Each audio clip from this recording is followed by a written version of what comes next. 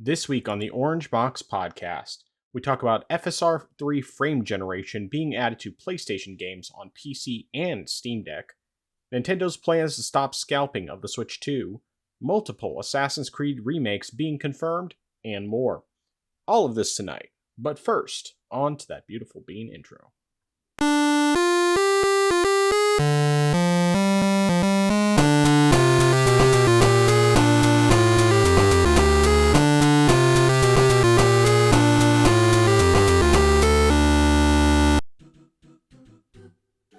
Welcome to the place where PC and console gaming talk combine.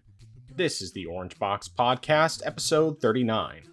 I am your host, the man who has felt today like his life has had the input lag of FSR3 Frame generation on Steam Deck, Nathan, also known as the Frozen Gamer 87. And joining me, as always, the man who, when Metroid gets another remake, will be replacing Samus as the lead, Justin, or Justine, better known as I Am Zaracon. How you doing today? How's your week been?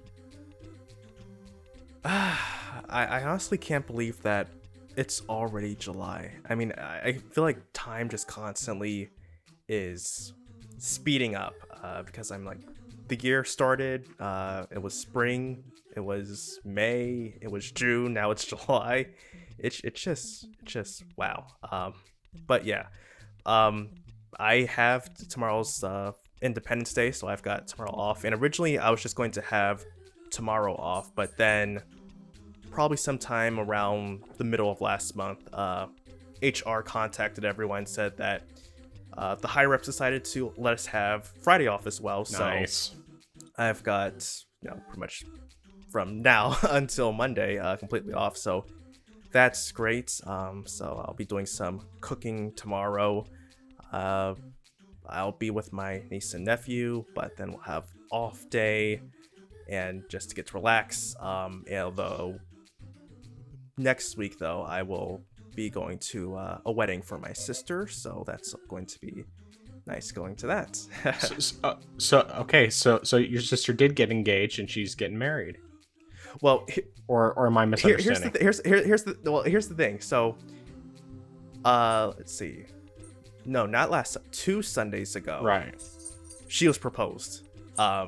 She was proposed to. Okay. Yeah. And so what's happening is they're getting married at a courthouse on Tuesday, but they're actually going to have the official ceremony and stuff in October. Okay. Cool. So yeah. Very so cool. Things are sort of happening fast, but they're organized somewhat, at least. Good. So good. That's great. Yeah. But yeah. Other than that though, not really much has happened with me so far though. So yeah. Cool. Yeah. My week has been pretty busy.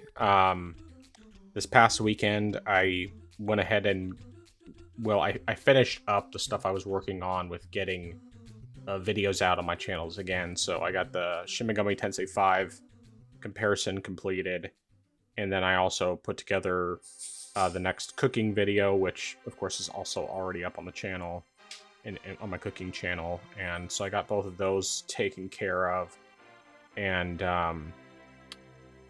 then I got started on. This week, I got started on the first of the new series of Dads in Gaming that's going to go up. So the first one is basically edited. Unfortunately, I didn't actually get the game clips I had requested. He misunderstood what I was asking for.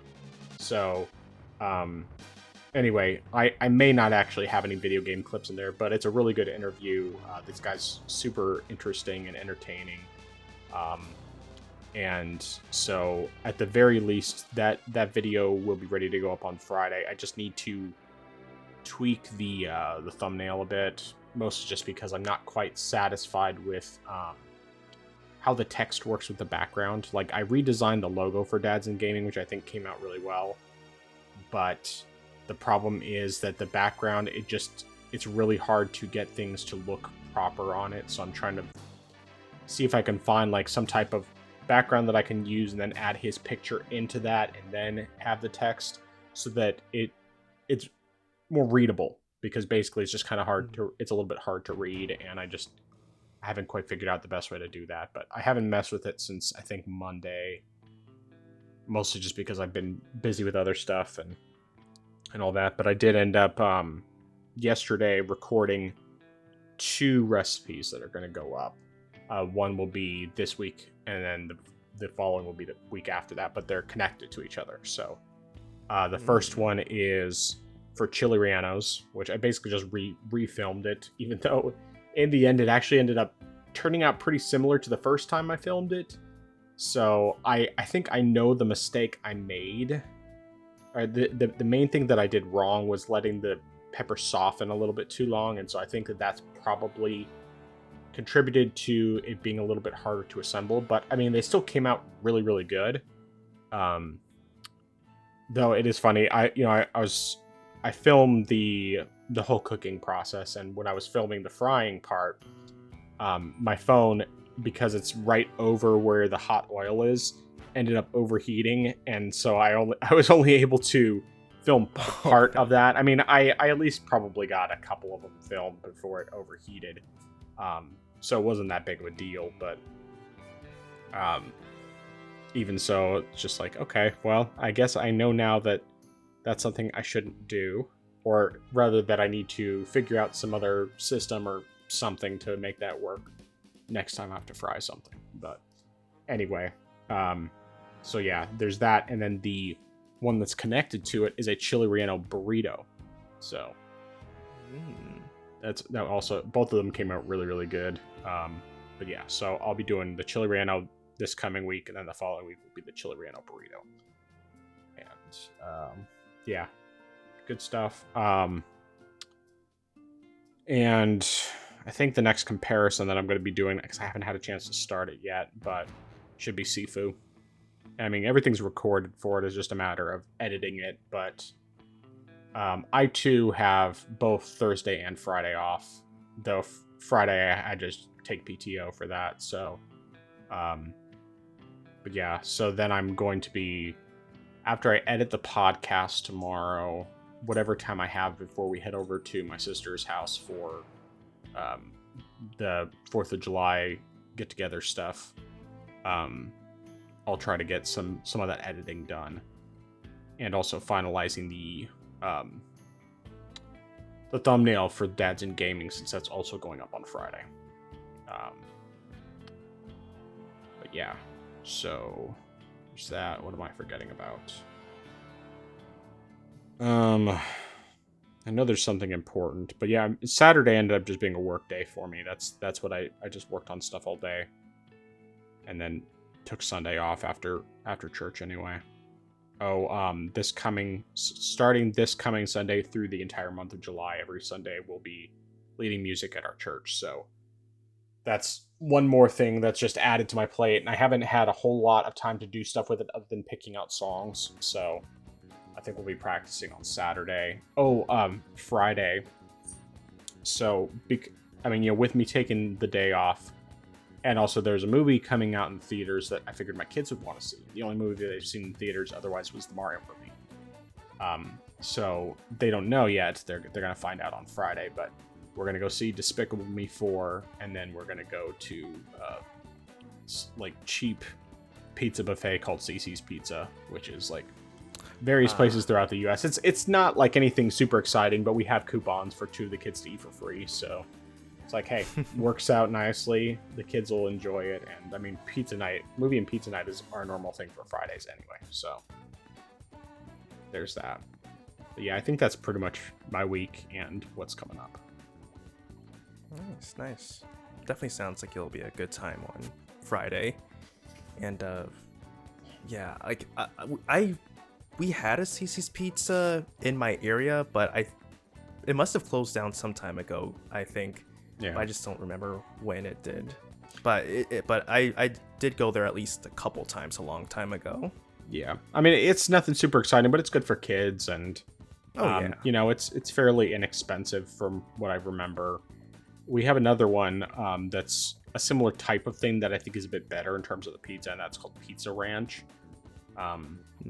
Though we've gone there, I think 2, maybe 3 times, and I'm pretty impressed with it. It's definitely better than CC's, but since we had those coupons, it's a good opportunity to use it, and we have some cash that we got from an unexpected source, basically. So we have money that we can use to basically pay for the movie and dinner, and so that's all covered, or should be anyway.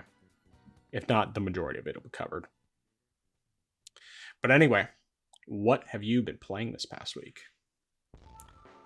So I went back and played some Metroid Zero Mission. I didn't do too much. It was a relatively short session, but primarily everything I did was just start going from where I was and doing the entire stealth section of the mothership. So that was pretty good, and it's funny. I always remember when I first played this when I was younger, and just thinking, this is so stressful, just trying to like get through everything.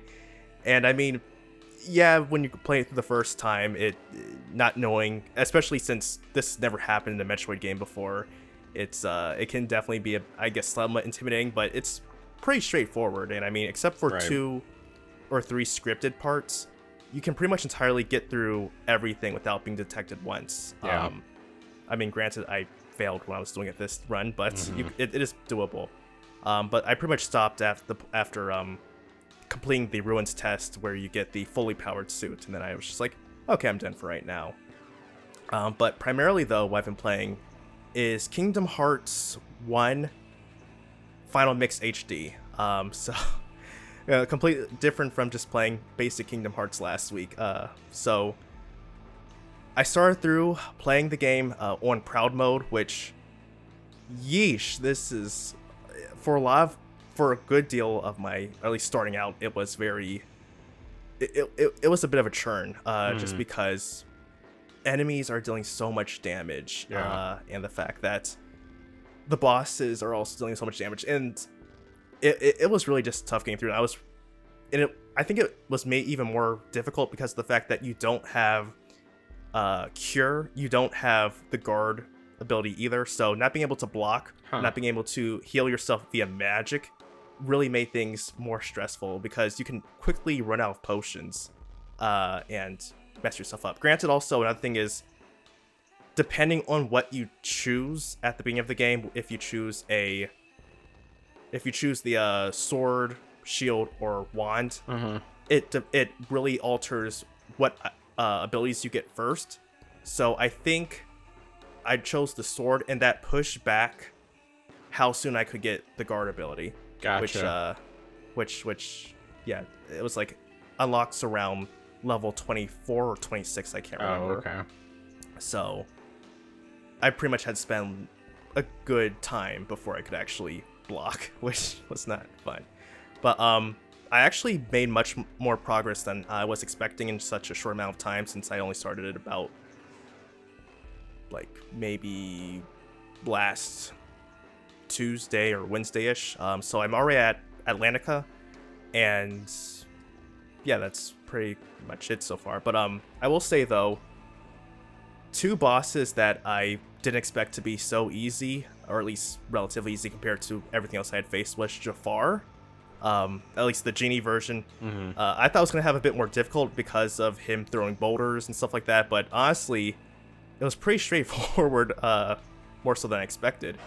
And the second Parasite Cage fight in Monstro, like the first one, it's the first fight where you actually fight with Riku.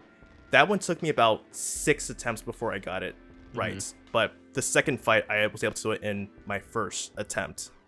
Barely, but I got through, so I was actually surprised there, considering the fact that there were more attacks and there was an acid lake around you, so that was surprising. But yeah, I'm enjoying it so far. I'm interested in seeing how things are going to turn out once I get to the secret bosses, because considering the fact that I had difficulty enough on fighting Sephiroth in normal mode, fighting him, the Black Coat, and the Phantom on Proud Mode is not. I'm not gonna have fun. But yeah, that's what I've been playing this week. Cool. Yeah, Is the camera do they let you use the right stick for the camera, or is it still R and L? They do let you use right stick, and I actually initially the game is set to automatically turn or orient itself forward, but after a while playing it, I felt like I didn't really like that, especially if I wanted to see what's going on around me. So I set it to act as manual, so I won't have the camera move automatically. I can just move it whenever I want to, which helps a lot. Sometimes if I'm locking onto an enemy, it makes things a little bit tricky because the camera won't necessarily turn to face the enemy that I'm locked onto. But other than that, though, I think it's better for me to have full control rather than the camera just always shifting itself forward in the direction that I'm moving. Okay, that's good to know.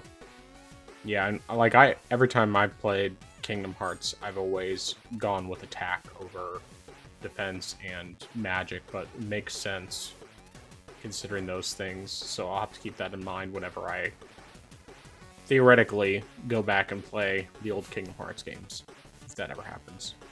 Or even when I'm going into Kingdom Hearts 3. But I don't know, Kingdom Hearts 3 might be a little bit different than 1, just because it is a later entry, and so maybe they give you those things earlier by default. But okay. Well, it's good to know either way. I actually have been playing quite a few things this week. Most of them are in just smaller snippets. So I did play some more Destiny 2. I basically just went into that second mission, started it off, and got through like the first big boss of that, but I didn't play really beyond that because it took me a little while to get through that boss since I'm playing on legendary difficulty. Yeah, I mean, of course, game is great. I just didn't have as much time to play as I would have liked, and so I didn't get as far as I would have if I had more time. But yeah, so that's about all I really have to say about that. I played a decent amount of Shin Megami Tensei 5, and I played that both on Steam Deck and on my desktop. Still loving the game, of course.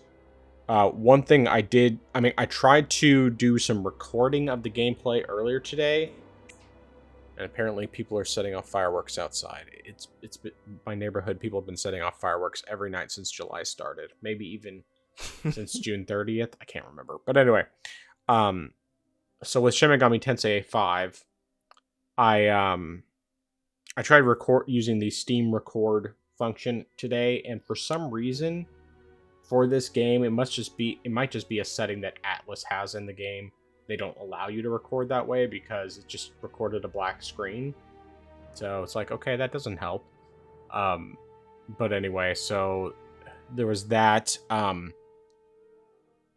I'll get more into the other games related to this, but I got this product from that same company that sent me the Switch game card switcher thing. You know, the one I did the review for. They sent me one that's supposed to be a dock that works for both the Switch and the Steam Deck, as well as technically, you know, for like any USB-C device. And I was testing out some Switch games, one of which was Shin Megami Tensei 5. And I really just did it because I wanted to have a variety of different games for whenever I put together that review. But yeah, so I played a little bit of the Switch version just for that reason, and didn't really get much of anywhere. I think I played like maybe 10 minutes or something just to mess with it. But I do want to mention with that dock, it seems to work really well for the Switch. However, it doesn't seem to work at all for the Steam Deck. So I need to get in touch with the company and give them a chance to basically help me figure out what, if anything, I'm doing wrong, because their instructions don't really explain anything beyond exactly how I would think it would work. And like, I didn't get any output for the Steam Deck at all. So Anyway, but some other games that I tested with that as well were Paper Mario Thousand Year Door, and did a little more of that. And then I also did some Sifu as well, testing that. I did a little bit more Sifu with that, just redid that first level again, and I think I actually did it in. I got it done at like somewhat of an earlier age. I think I was like maybe 31 finishing that first level, whereas my best on the Switch before that was like 41, I think. So cut 10 years off. But and then today, because I happened to get it in the mail, I'll show you real quick. The Castlevania Advance Collection from Limited Run. Ooh.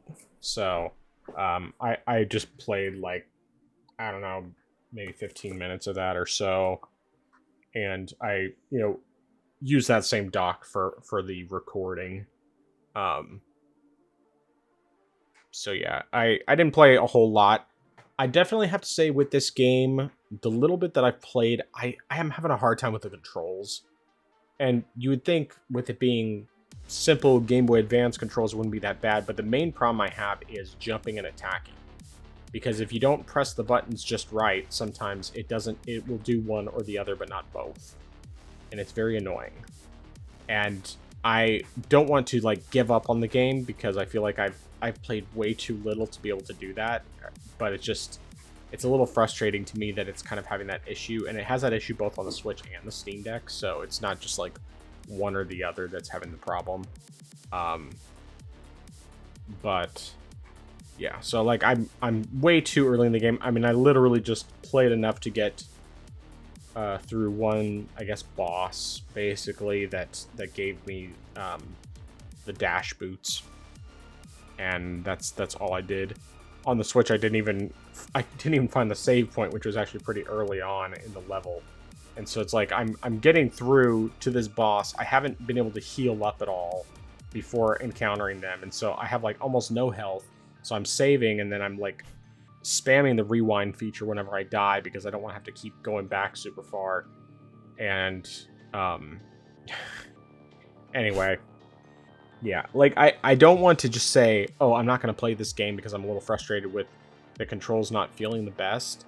I'm just trying to figure out why they feel as bad as they do, and I feel like it seems like it has to be me that's the problem, because it's a newer game, and like other Game Boy Advance type games like that, like you got Metroid Zero Mission and Fusion that both feel great, and this one just doesn't feel great, even though it's also Game Boy Advance. And I can only guess that maybe it's just because since I'm early in the game, it's meant to be that it feels kind of bad early on, and then as he gains like equipment and stuff, then he becomes better and is able to do more. But yeah, so that's all I really have to say about that. But of course, as I mentioned, with the Steam Deck, with that FSR3 frame generation mod, which we'll get a bit more into that. Actually, maybe I'll save the discussion about that part when we get to the discussion for the news. So we'll just scratch that topic for the time being. But I will talk about the other games I was playing, some of which were on the Steam Deck, and I won't talk too much about the frame generation right now. But I did. So I played a little bit of Horizon Forbidden West, primarily because I wanted to test out the frame generation a bit, which, once again, I'm not really going to talk about that part, but I wanted to test out the frame generation, and also just because since I was essentially done with Ghost of Tsushima, in terms of the main single-player stuff, I decided that I wanted to just go ahead and, play the game normally a bit.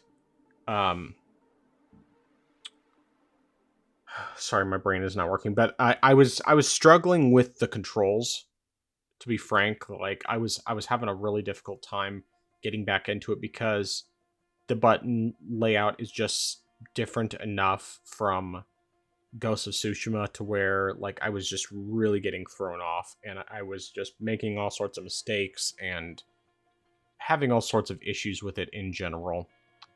But as an overall thing, like I still think the game's great. I have to get back in the right mindset and get used to the controls, which I think it's probably going to be after I feel like I'm completely done with Ghost of Tsushima. And that was one of the main things that I ended up spending a lot of time playing this week. So, Ghost of Tsushima, I did a couple different things with it. For starters, I went ahead and I tried out the Legends mode. It actually does have matchmaking available, so if you are playing solo, you can get matched up with other people. However, because I wasn't wanting to talk to anyone, I just decided I would go ahead and go in solo into the missions. And at least early on, that seems to be pretty doable. I think the only thing that is definitely not going to be doable is the raid itself, which really it requires having more people on, but it still has matchmaking, which is nice. So whenever I get to the point that I'm ready to feel like I'm ready to try that out, I will probably do some matchmaking if I can't find people to play with. But to kind of explain how Legends mode works, essentially you have a choice of one of 4 different classes, each of which specializes in something different that you would normally have with Jin on his own. So with Jin, of course, you have a wide variety of different abilities based on, samurai skills and bow skills and computer hacking skills. Girls only like guys who have good skills. But in all seriousness, and then you have you have samurai, you have assassin, you have the bow skills, and then you have I guess just general. Well, I don't know if it would necessarily be classified quite into 4 different categories when you're playing normally. But anyway, so in this you have 4 different classes. You have the samurai class, which is of course very heavily focused on using a sword. You have the assassin class, which is focused on stealth and has attacks based more on that. You have the hunter class, which is focused primarily on using the bow, and has the concentration, which the other classes don't have. And then you have the Ronin class, which has the ability to revive players and is also heavily sword based. I think it might even have a little bit of stealth focus, but honestly, apart from playing as them for the introduction to the classes, where you get to you do like a brief mission for each just so you can get an idea of how each one plays, I haven't touched the Ronin. So I decided to go with the assassin class to focus primarily on just the stealth stuff. And while I'm definitely finding that I wish I had the concentration that you have with the hunter class, because I use the bow quite a bit for long distance targets, overall it's still pretty cool. One thing I will also say is that the way it works out is depending on which type of weapon you have equipped, determines what type of attacks you have available. So you can have either the darts or you can have the bow. You can't have both. You can have one stance equipped at any given time based on the type of weapon you have. So you'll have a katana that has the moon stance, which is for the heavy guys, or the wind stance, which is for spear guys, and I think water is for the shield guys, and then I can't remember what the regular one is for sword based guys. But anyway, so you basically only have one of those at any given time, which gives you a bit of a disadvantage. But I mean, the encounters are still doable, especially if you're making use of a bow or assassination, that sort of thing. when you use like the blowgun for like doing poison or hallucination, it does not actually, like, the poison doesn't kill them. It just basically stuns them for a bit, which gives you a chance to get in and assassinate or whatever else. And of course, bow works the same as always, except the fact that you don't have concentration unless you're playing as a hunter. So if you get a headshot, it's a one-hit kill with all but like the boss type enemies, and otherwise it's it just does however much damage depending on where you are. But then there's like the levels I did most recently. You have to attune your blade to different elements based on the type of deities that they have, like Amaterasu and Susanoo, and I can't remember what the other ones were, but anyway, so like it gets used for certain enemies will have attunements that are related to, that are the same, and you do a lot more damage to them if you have that attunement than if you don't, and then you also use it to, like, you break certain barriers. And then there's like other levels where you have a gimmick of, you have two enemies that are tethered together, and if you don't kill them both in quick succession, then the first one will get revived, or then you'll have like enemies that are essentially like more or less a mini boss, where they create a giant force field of sorts that makes it so that any enemies who are within that, if you don't assassinate them, they will instantly regenerate. So basically you have to take out the boss type enemy first, or mini boss, I guess you could call them. You take them out first, and then you can take out the other enemies normally. So anyway, I haven't played a ton of it.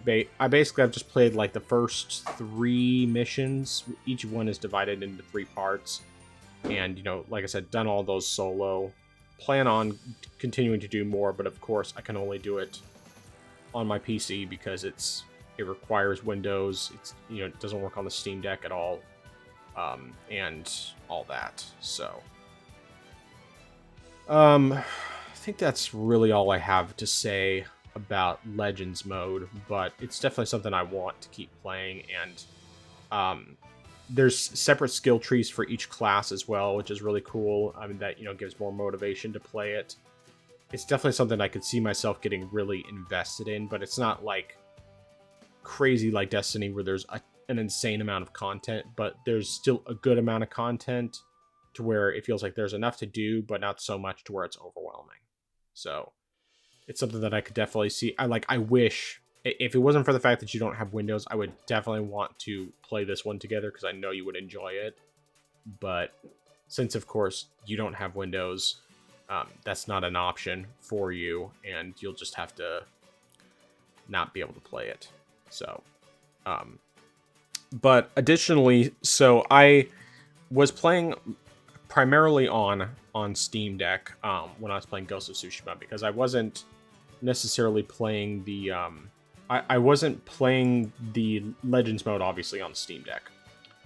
But what I did want to do was I wanted to start going through New Game Plus, and initially I started it on easy, or I guess, all right, let me back up. All right, so when you start New Game Plus, you are given by default the plus difficulty of what you played on previously. So in my case, it gave me hard plus as my difficulty. And so, depending on what difficulty you were playing on, you get the plus, which is just a bit more difficult version than what you previously played. But I went down to easy plus because my original plan was, okay, I'm going to go ahead and I'm going to play through, just like breeze through the entire campaign on New Game Plus, so that I can get the achievement / trophy. And then after I do that, I will, move on from there, and I just will eventually go back, play on Lethal and all that. So I played for a little bit, just mainlining it, and I do also want to note, when you start New Game Plus, it skips the prologue, so you don't have to do any of the stuff, any of that early stuff. It just takes you directly to the cutscene right when you're riding out into the special grass, whatever it's called, and then the Ghost of Tsushima logo pops up. That's where it starts you off. Initially I was playing on Easy Plus, but man, I was getting so bored. Playing on an easy difficulty after playing on hard, it just wasn't fun at all. And so I really found myself just not enjoying myself. I wasn't sure if I wanted to continue with it at all. I was thinking, oh, maybe I'll just come back to it. But then since then I started trying to play Horizon, and I was having a really hard time getting into that because of the different controls. And so I decided instead, okay, I don't think I'm really done with Ghost of Tsushima. I kind of want to play some more. I still would like to give New Game Plus a try, but I'm just going to go ahead and put it up to the Hard Plus difficulty. And initially I was thinking, okay, I'll just mainline it. I changed my mind and decided that I just want to do most things, because there actually is some benefit to doing it.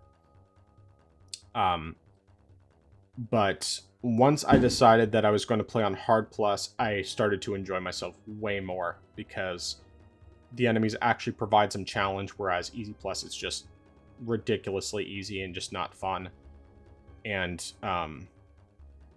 then I decided that I would go ahead and do all of the side activities as well, because while you don't get like new abilities or anything, you do get the ability to upgrade all of your armor sets and your weapons one additional level by doing, by getting the necessary materials.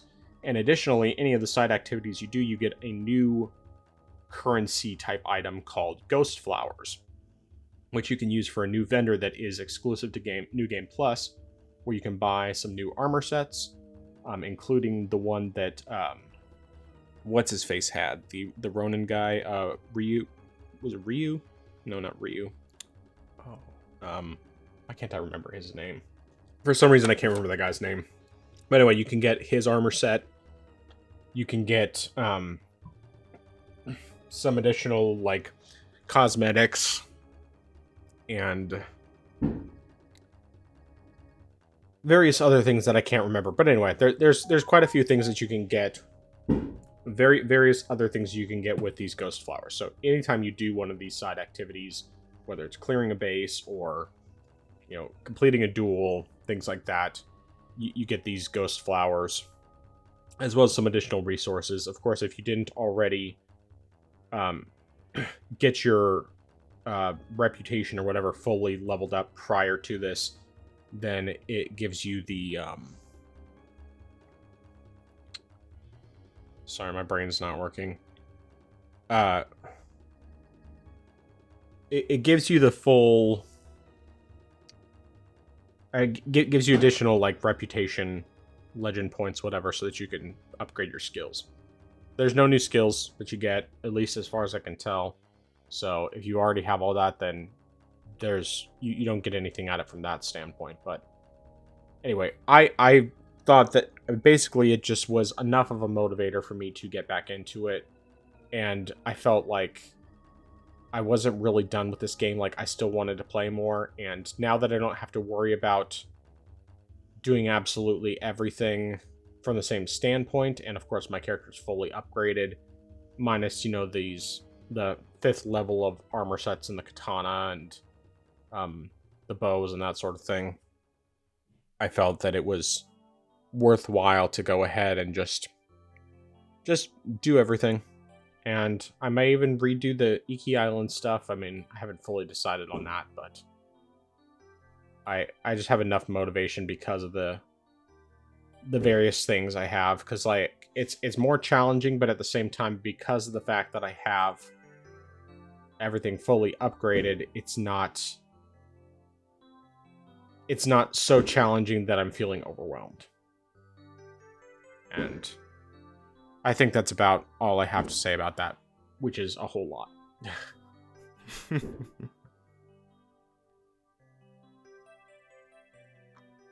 Yeah. Oh, was that the last game you played? Yeah, I think so. Let me double check. Yeah, everything else is just. I guess I will just mention regarding both Horizon and Ghost of Tsushima. I did record some footage with the Steam Deck record thing. So the footage will appear in the video version for anybody checking it out. It kind of glitched out a little bit with Streamlabs, so I'll fix it when I'm actually putting all that together. But yeah. Okay, so I guess a couple different things. So I guess starting off with Ghost.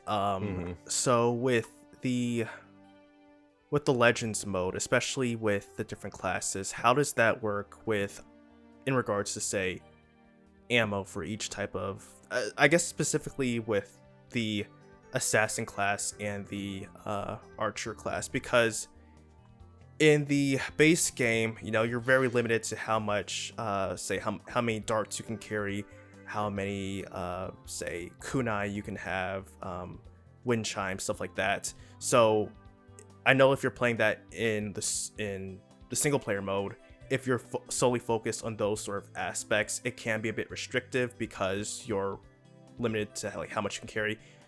Is your ammo supply greater, or do you have more chances to replenish your ammo in Legends? Or how's that work? Just because I'm just curious about that. Right. No, absolutely. Okay, so I can't 100% give the best information on the other three classes, more just because I haven't played them enough to remember specifically. But at least with the assassin class, for one, the only ghost weapons you have access to are the kunai and the smoke bombs, and those ones both regenerate automatically. Now, in terms of the ammo for either the bow or the blowgun, it's something that it's what you pick up from enemies because you don't get supplies or anything like that. There's also like certain points throughout each area where you can replenish some of those. So if you're running out of arrows, whatever, there's a certain spot you can go and you'll get however many arrows it'll give you. I don't know what the maximum is it'll give you at any time. My guess is it'll completely replenish if you're completely out, but I'm not positive on that. And then yeah, so and that's basically all there's to it, because like you don't. I think that depending on which class you're playing, you'll have different items available to you, but I'm not positive on that. Just because it's different. I mean, each class has like a different special ability, has a different focus on, different strengths and weaknesses. And something else I forgot to mention is that you can't heal yourself. So you can't use your resolve to heal yourself. The only way to heal yourself is there are drums located, usually like 1 or 2 per section, depending on how big the area is, and you'll hit it and then it'll heal you. But once you use up that one, then you can't use it again. So you have to be more strategic in how you use that. Okay. And then let's see, what was the other question I was gonna have? Okay, so actually no, this wasn't a question, but this is something which I feel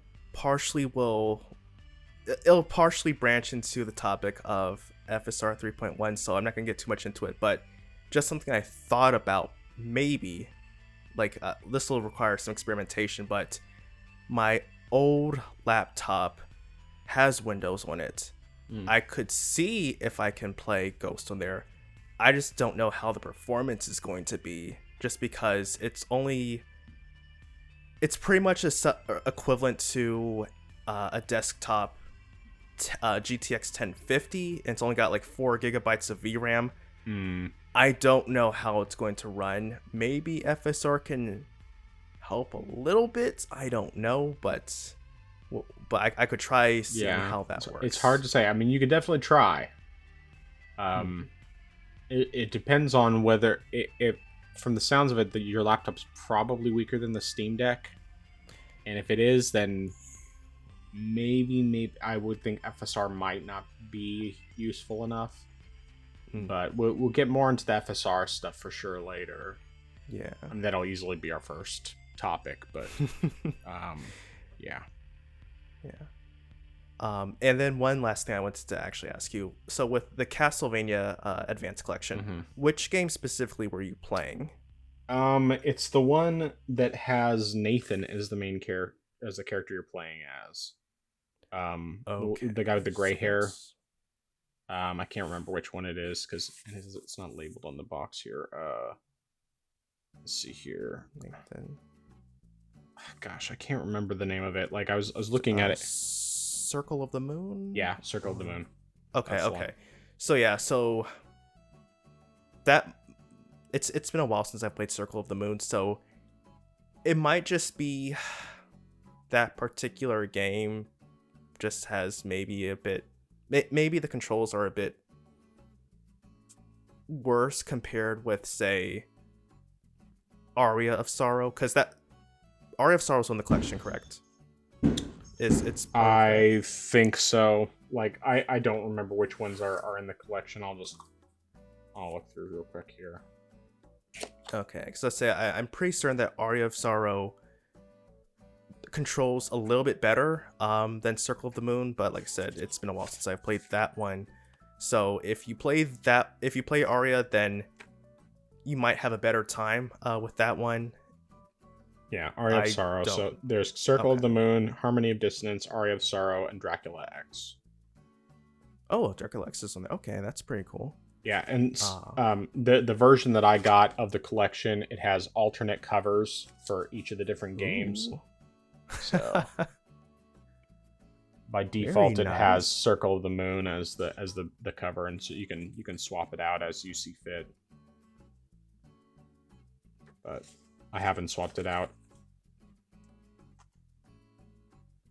I might swap it out later on if I find that I like one of the games more than others, but I just kept it default.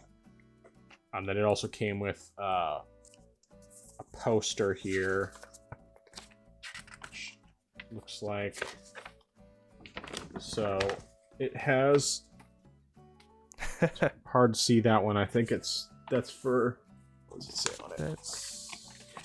It says Castlevania Vampire's Kiss, and it looks like it's got a picture of Richter and Dracula, and then the other side has the Advanced Collection thing with the different games listed and screenshots from each of those, but the main thing is Circle of the Moon, the main character from that. So, and then it also came with the soundtrack selection, which, oh, nice. Of course, I've already ripped, and I will be using some of that music as part of the podcast for sure. Of course. But yeah, and then of course, obviously, it came with the regular case for the game that has a little manual included with it, which I think just has descriptions for what each game is. But I put the actual game case itself on my shelf with my other Switch games. I was gonna put this big box on there, but because it's wider, or like this way it's wider, it sticks out a lot more than the other Switch games. It's just a little distracting. So what I'm gonna do instead, I'm gonna display it up high with my Shredder's Revenge and Sea of Stars boxes that are like that. So, yeah. Plus, then it has a chance to be displayed in all its glory. I hope I can get into these ones, though. I mean, like, I'm not giving up on that game because I'm stubborn. I'm like, I've had enough experiences with games where initially they felt a little wonky on the controls or just not very good, And then after I got a little bit used to them, I ended up really, really loving them. So I'm definitely not giving up on this one just yet. Yeah, I mean, that one... that one might be one where it's a bit of a slow burn before you start feeling good about it. But like, if at some point you're like, I can't do this anymore, that's completely fine. I would definitely recommend at least checking out Aria. Like, I think that's probably the best out of the Game Boy Advance titles, especially since that one, at least compared with the other ones, there's a whole lot more versatility. That one, I guess, is more akin to Symphony of the Night as far as like how much control you have over like the type of weapons, the type of abilities you can use. Okay. So because you love Symphony so much, I definitely would still recommend giving that one a try. Yeah, I mean, like, I'm not giving up on all of them. In my initial impressions of Circle of the Moon, I'm not liking how it controls. And I hope that can change. Because I feel like when I've tried out other earlier Castlevania games, I didn't have that many problems with it controlling that way. Even when I played, I think it was Castlevania 3 on the NES. I think that's the one I had. And I mean, I didn't play very much of it, but the little bit that I played, actually, it might have been Castlevania 2, now that I think about it. Anyway, either way, I don't know. I'm not giving up on it yet. The one thing I'm having a hard time deciding is whether to play it on the Switch or play it on the Steam Deck. Because it's like, I want to play it on the Switch because I have the physical version. Performance seems to be the same. Steam Deck is only going up to 60 as well. It's not... It seems to just be capped there. But the Steam Deck, I like the D-pad better than the split D-pad that the Switch has. Even though it usually doesn't bother me for platformers, because I've used it for Guacamelee, and I didn't really have any problems with it. And some other platformers as well, but anyway, I haven't really decided on all that. So, all right, anything else before we start talking the news? No, sir. All right, so as we've been mentioning a bit here, FSR3 Frame generation has been added to multiple PlayStation games on both Steam in general and the Steam Deck. Now, previously, Ghost of Tsushima already had frame generation on the regular Steam version. It was not enabled on the Steam Deck. Horizon Forbidden West did not have it, but has it now on both. Ratchet and Clank Rift Apart has it on both now, and it did not have it before. And I believe those are the only games that have it currently. Let me check that article again. But the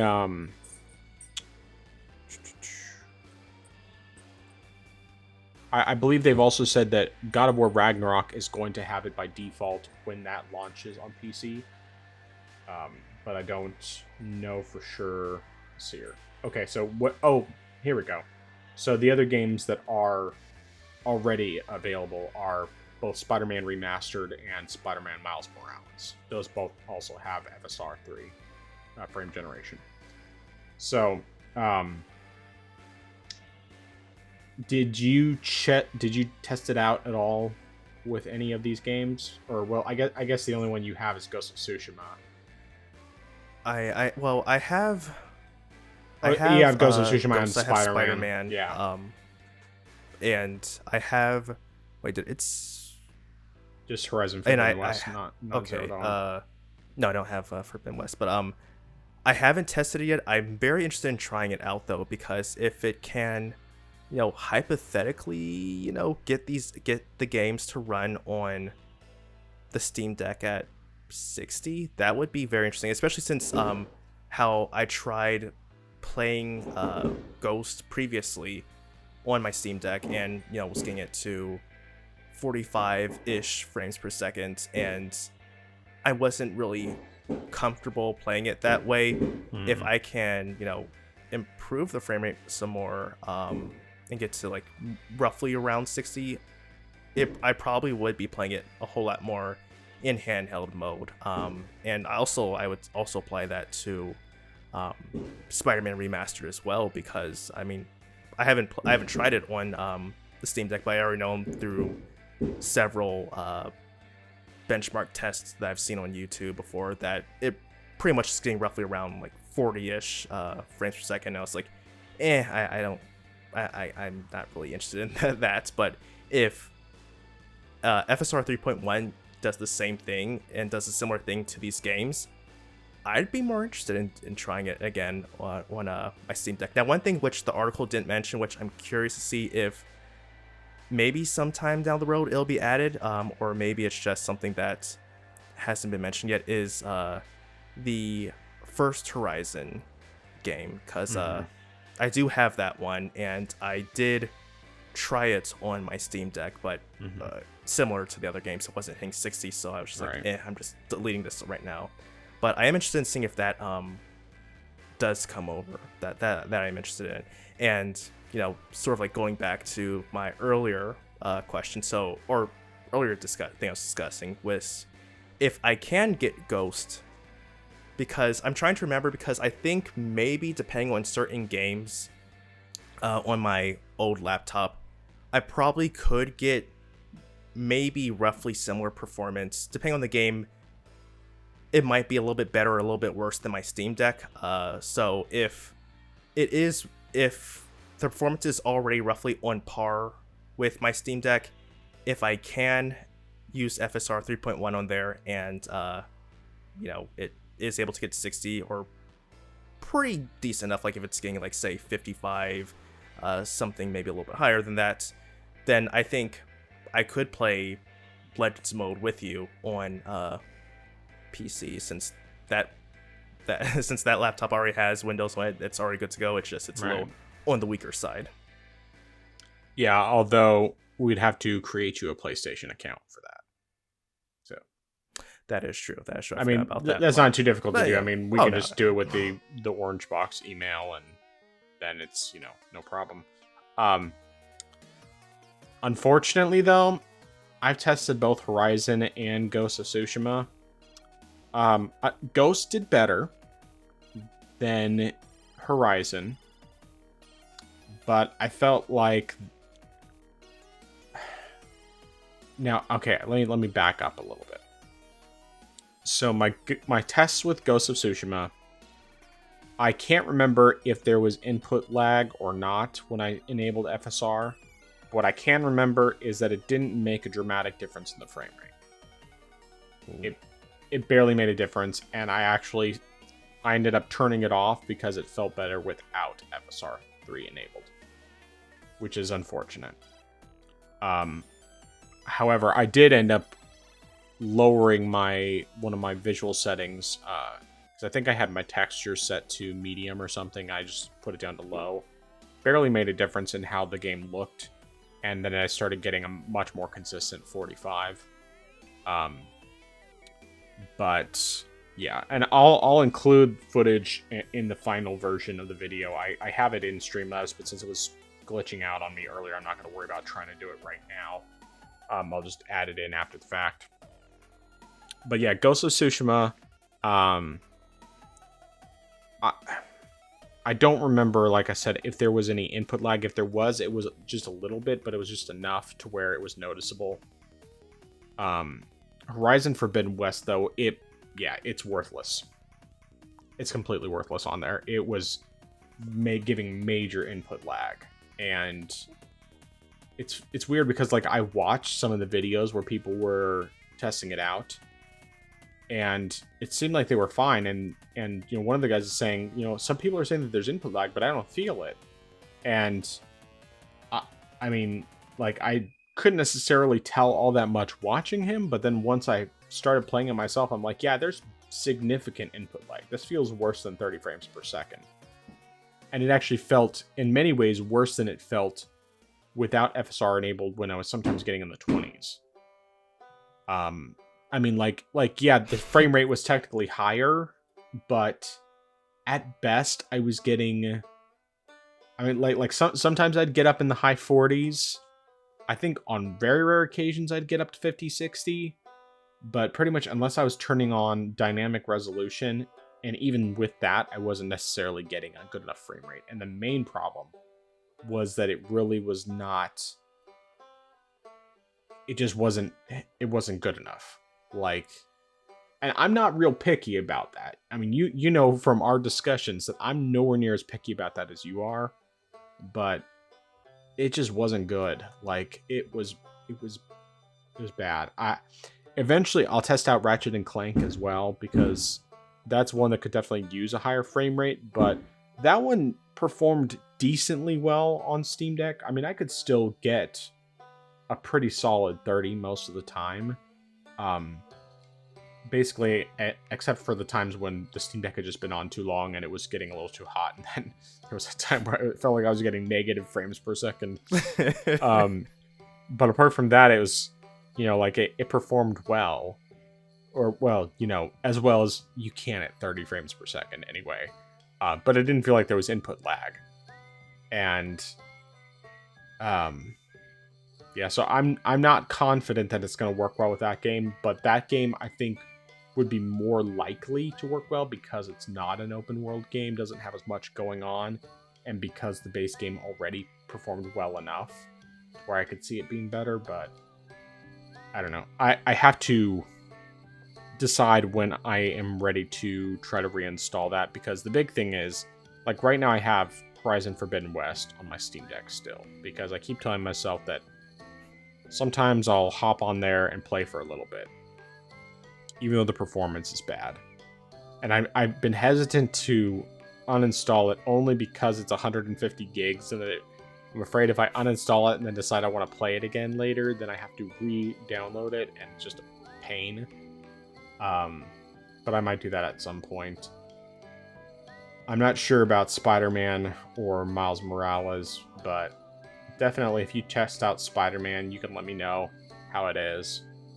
And maybe eventually I'll test out Miles Morales as well. I'm basically at a point where I don't think FSR3 is going to work well for the Steam Deck, unfortunately. At least not until they maybe, like, if they have a 3.2, it could be better later on. But right now, it's just not good enough. Like, I think the upscaling itself for FSR3 is better than FSR2 for sure. But the actual frame generation on the Steam Deck is not, it's just not very good. Honestly, it's bad. On the flip side, however, when I tested it out with Horizon Forbidden West on my PC, it definitely worked well. Now, would I switch to using that exclusively? Probably not. I think for me that even though, like, it didn't necessarily feel bad, I mean, if I didn't know frame generation was enabled, I probably wouldn't have noticed. I mean, obviously, I knew that it was enabled because I enabled it, and I was, instead of getting like an average of 70 to 80 frames per second, sometimes in the 90s, I was getting an average of around 110 or so with frame generation on. And the footage here that I have showing does display that. It was sometimes getting up in the 120s and so on. In the maps, like when I was in the maps and stuff, I'd be getting in the 200s, but it was one of those things where, even though, yes, I was technically getting a higher frame rate, I didn't feel like it didn't feel any better than it did at 80 or 90. At least not enough to where I really wanted to keep it on. And I guess part of me, I just don't really like the idea of relying on frame generation, because at least not when the game already runs well enough without it. I don't know. I'm not very good at explaining it, but yeah, it does work well on PC, at least on my desktop. But my desktop is already powerful enough to get a good, solid, frame rate that I'm happy with. So I kept it on for a bit, mostly just for the testing purposes and filming. But after that, I'm pretty sure I turned it off. I don't know. I may go back and forth on trying it out. I just don't feel like it's really needed one way or the other. So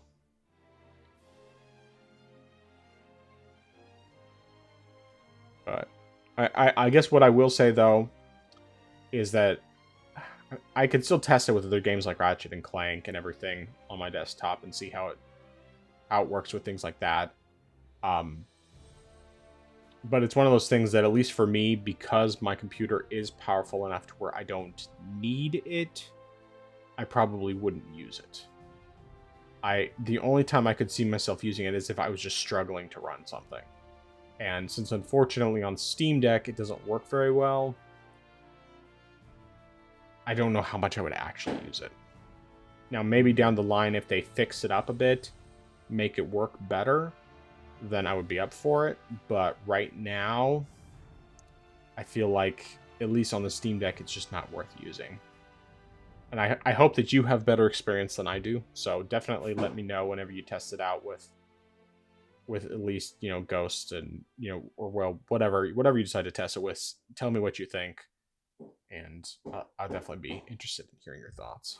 Yeah, sure thing.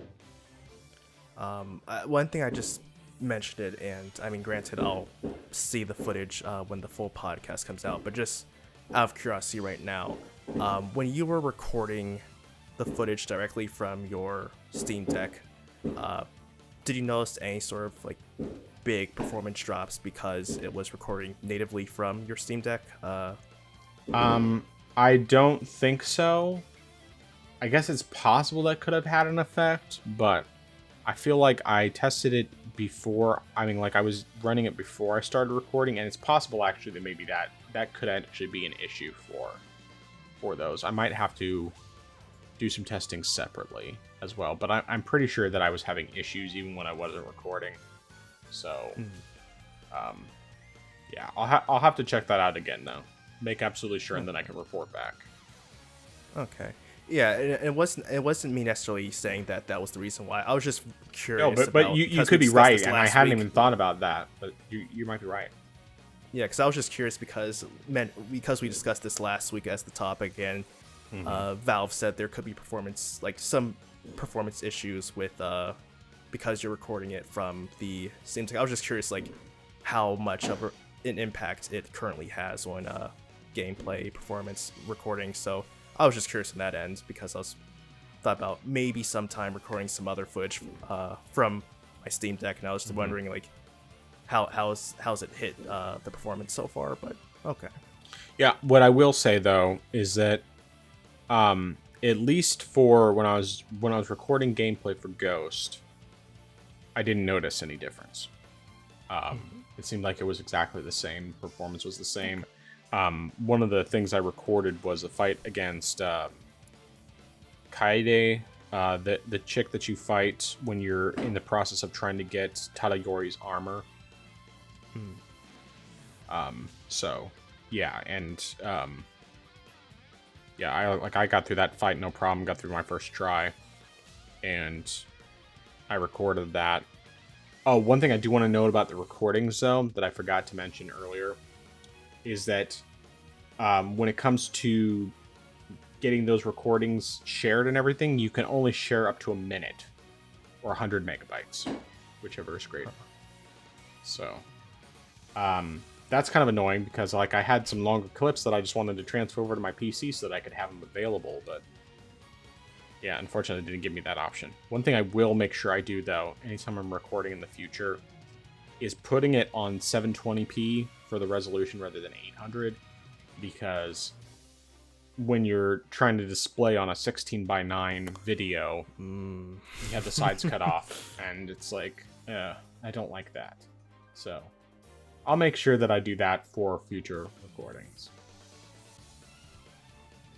Plus, I mean, it even that little bit could help a little bit with performance as well. Anyway, so it's not like it's gonna hurt anything. It's just a little bit annoying. But then it's more cinematic because you have the black bars. So, yeah.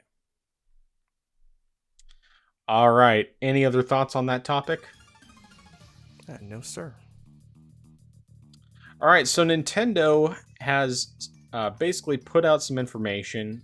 They were asked about what they wanted to do in order to help with problems with people scalping the Nintendo Switch 2, or whatever it's going to be called. particularly because of the fact that they had such an issue with that with the original Switch. And just with previous systems in general. You know what? Scalpers are a common problem all across the board. So, from Video Games Chronicle, Nintendo said that the best way to stop scalping of the Switch's successor is to make enough of them in the first place. And of course, they're not dealing with chip shortages this time like they were last time, so that should help a lot with getting them out. So this was during a Q&A meeting with the shareholders. They were asked what measures they were taking place to stop reselling of the next console. Sorry, just give me 1 second. Let me reread that. Okay, so from Video Games Chronicle, in a Q&A during a general meeting of shareholders, the company's execs were asked what measures they were taking place. Yeah, they need a better editor here. I'll just read what they said. What measures they were taking place to stop reselling of its next console. Very awkward language. Given that at least year's meeting, I think it's supposed to be last year's meeting. My goodness, people, seriously, get an editor. People, you are not doing your job. What is wrong with you? What is wrong with you? You need to edit your documents, please. Okay, Nintendo President Shintaro Furukawa replied that the company's main plan for combating scalping is to make sure players don't have to turn to resellers because they can just buy a console at retail. Furukawa said that as a countermeasure against resale, Nintendo believes that the most important thing is to produce sufficient numbers to meet customer demand. In addition, the president said Nintendo is also considering whether it can take some other measures, taking into account the circumstances in each region. Furukawa also noted that the semiconductor shortage that affected numerous companies' ability to produce new hardware in recent years is no longer an issue. To quote him, he says, "Last year and the year before, we were unable to produce sufficient quantities of Nintendo Switch hardware due to a shortage of semiconductor components, but this situation has now been resolved. At present, we do not believe that the shortage of components will have a significant impact on the production of the successor model." And beyond that, all we know is that it's going to be revealed by the end of the fiscal year, which is the end of March 2025. So, I don't think there's any way for me. Okay, yes, I can leave a comment. Please read and edit your first paragraph. It is full of typos. Thanks. Yeah, okay. I gotta sign. Alright, we'll do Google. We'll do it as that one. Okay. Whatever. Anyway, what are your thoughts? Well, spelling issues aside, I think that, I mean, it's good that they're addressing this, especially considering the fact that nearly every or most Nintendo consoles have had issues with demands. And I mean, like, to be honest, I thought that was something of a more modern problem, but apparently, I didn't even know this until probably about 5 years back. But like, my dad, he actually told me that he actually had an issue or had difficulties trying to find an N64 to get me for Christmas. Like, I didn't even know that was an issue even going back that far. I thought it was something more like modern issues, but it's good that they're addressing this. I'm not certain what they could do. I mean, granted, this is something that, of course, has plagued everyone. I mean, granted, it's partially because of the chip shortages. It's plagued every aspect of the industry, and not even even stuff outside of gaming. But like, were impacted because couldn't get enough chips to make GPUs, and then Xbox and PlayStation had issues. But I think that one thing, well, granted, also Nintendo has been trying to curb certain things, and granted, this was primarily directed towards games, but they were trying to stop, I guess, games from breaking release date by limiting who could sell pre-orders for the games. Because I know that I think it was with Best Buy and maybe Amazon, I think was another one, and there was like one more company where Nintendo just like canceled every pre-order that was made for certain games, and this happened probably within the past year or so, with like certain titles, but I don't know if they're going to restrict who can sell at a certain time, or like, I mean, granted, one thing that I kind of applaud Sony for what they did, at least for their main store, was they had a ticket queue session where if you logged in, you could, stand in line in whatever queue you were. You would randomly get an opening to pre-order the console, or in the case where the consoles were already out and it was just a matter of trying to meet demand, you would be able to have a chance to purchase a PS5. So if Nintendo did that on their home site, where they said like, hey, we're gonna have a queue system, you just come, log on in, and it on a first come first serve basis, you'll get the chance to purchase the new Switch. If they do something like that, I can see that as a way to help. And granted, if you're talking about stores like Walmart or Target, some people, granted, those stores generally have a one item per customer per visit situation, but I feel like online it can be a bit harder, especially since you can buy even you can just buy one console at a certain store. You buy them from multiple different places, and if you have bots set up, that can really mess up, because the bots are going to go ahead and just purchase as soon as pre-orders are open. Right. But I think that having queue systems really helps. Sony did this. Valve did this with the Steam Deck, with just having to get in line, and then when it's your turn, you can purchase it. And then also EVGA, I think they were probably one of the best or at least the first examples of seeing this for me, was with the RTX 30 series cards. They had a system where you come in, once you get a ticket, then you wait your turn and you have the opportunity to buy the GPU you selected.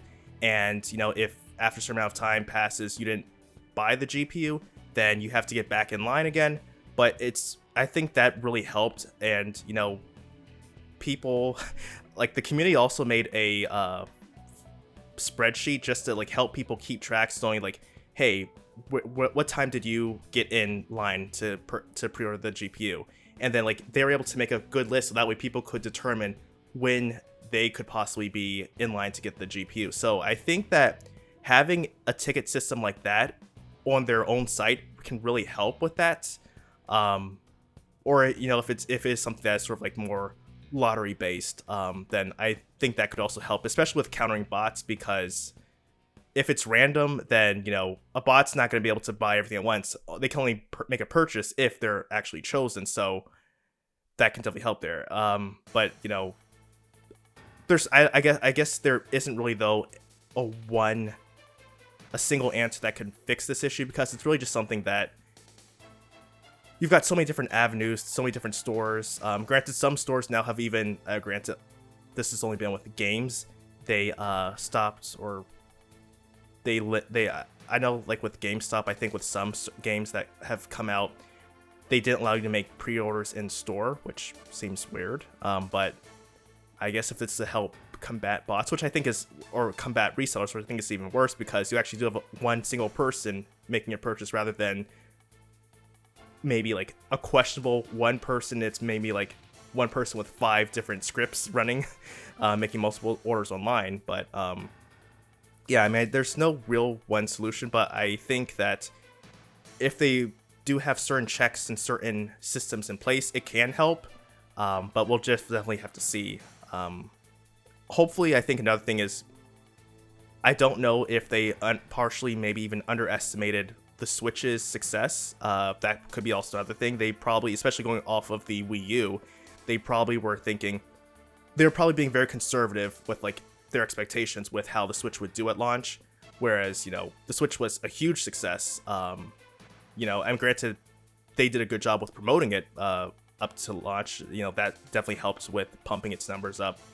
But I think that because of the Switch's success, they are possibly considering, okay, this is how well the Switch is doing. If we're going to say be maybe even roughly around the numbers, maybe if we're like pulling back a little bit, we should be able to meet that demand, or at least prepare to meet that demand. Because we also mentioned one time before how Nintendo was willing to push back the release date of the Switch successor just to make sure there was enough supply to meet demand. Yeah. Yeah, it'll be interesting to see what actually ends up happening with all of this. I mean, because I feel like all they had for the total number of units available when the Switch launched was like 3 million. And I feel like that was what they had like worldwide for that first month. And, then they slowly started to fill in additional stuff. But,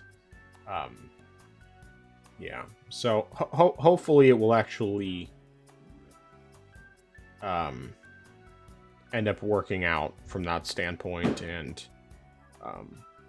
yeah, I don't know. Right now, of course, as I've said before, unless they launch with an OLED model, I'm not buying it at launch. If they launch with an OLED model, I probably will. Because assuming it's backwards compatible, it's like, it's a no-brainer. I can still play my existing library. I don't necessarily have to get anything new for it. And potentially a better performance with some of the Switch games and stuff like that. Plus, of course, that would very easily be something else for the channel. Do the Switch 2 versus the Steam Deck OLED and be a good source of getting views and everything else. But alas, I don't expect they're going to launch with an OLED model, because if they did that, then they wouldn't have as many people double or triple dipping on the Switch. So, yeah. Of course, I'll be there if there's if they decide to make a Metroid edition. That's gonna be in my cart already. Yeah. Well, no, you see what they're going to do is they're going to do a Metroid edition Switch, and then they're gonna wait to do a Metroid Switch 2 until down the line. Yeah, but it's not going to be at launch. I guarantee you it's not going to be at launch. So. Yep.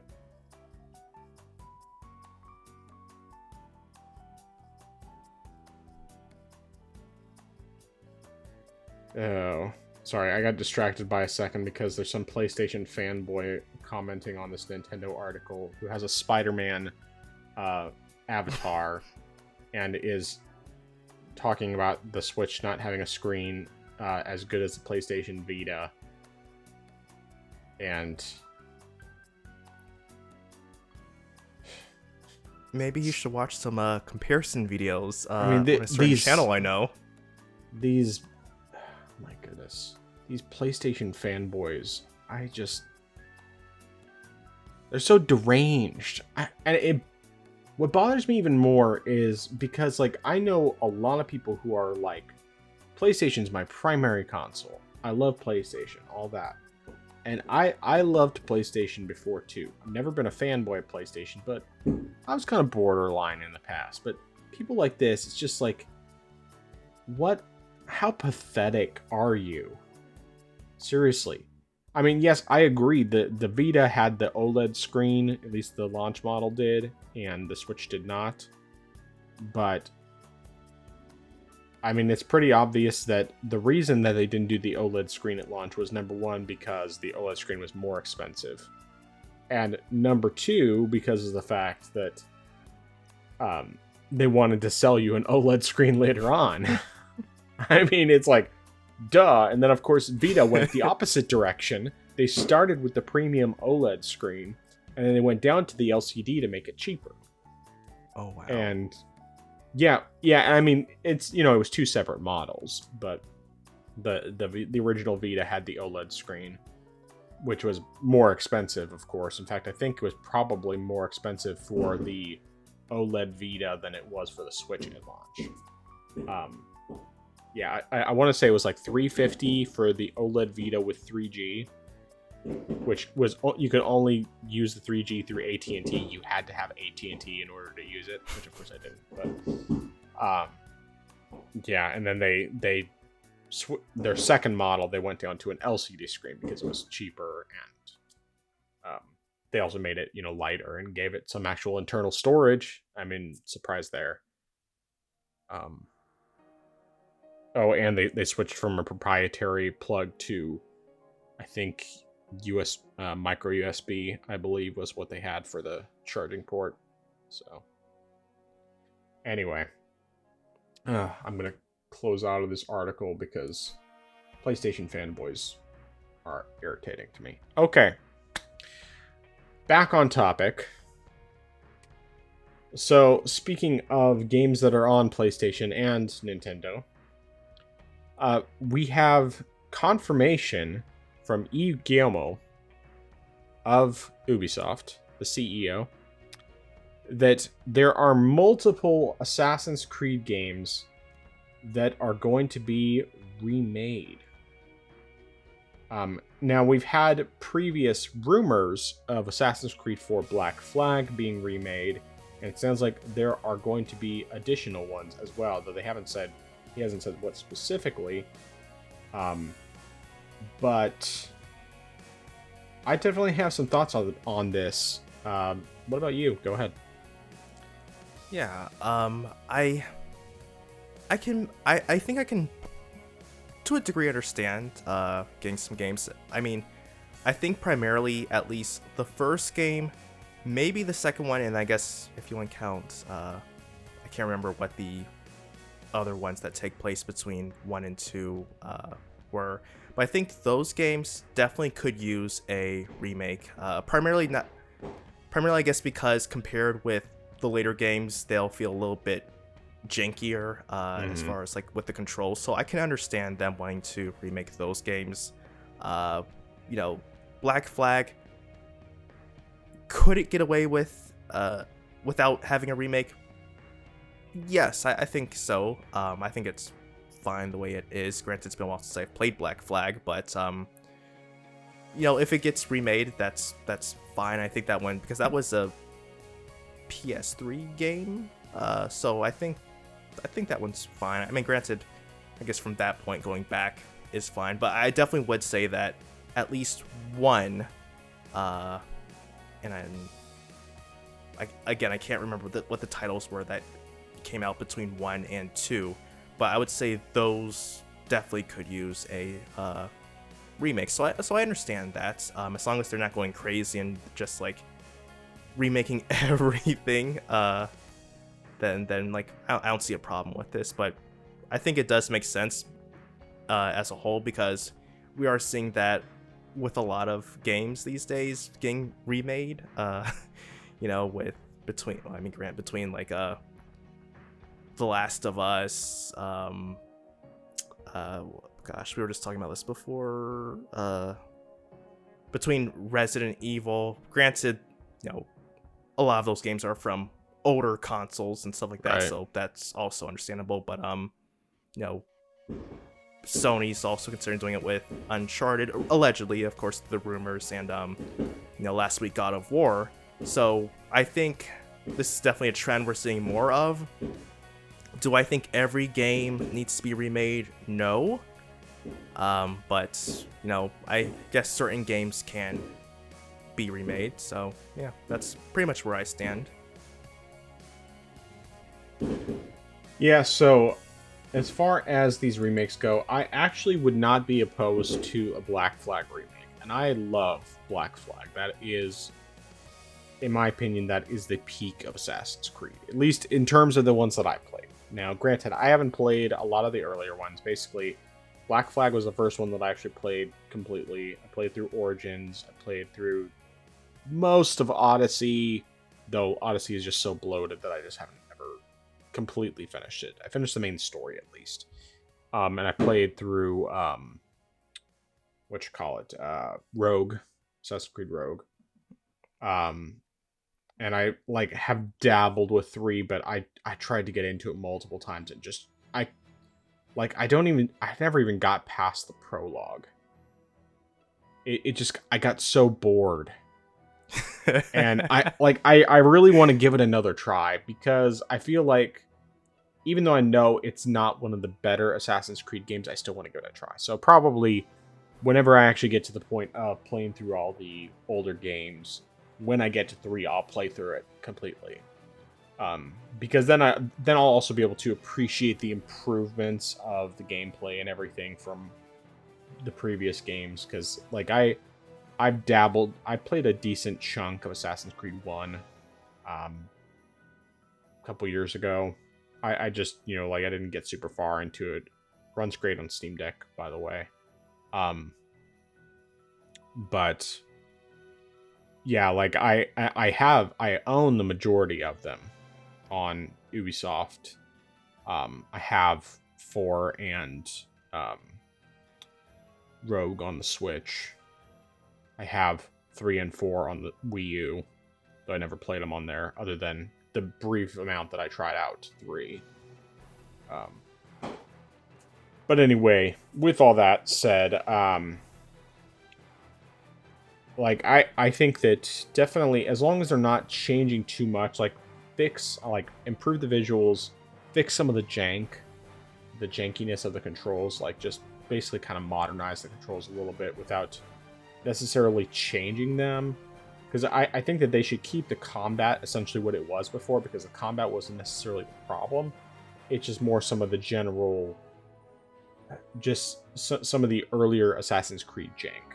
And from what everyone has said, Assassin's Creed 2 and Revelations and Brotherhood are some of the best ones in the series.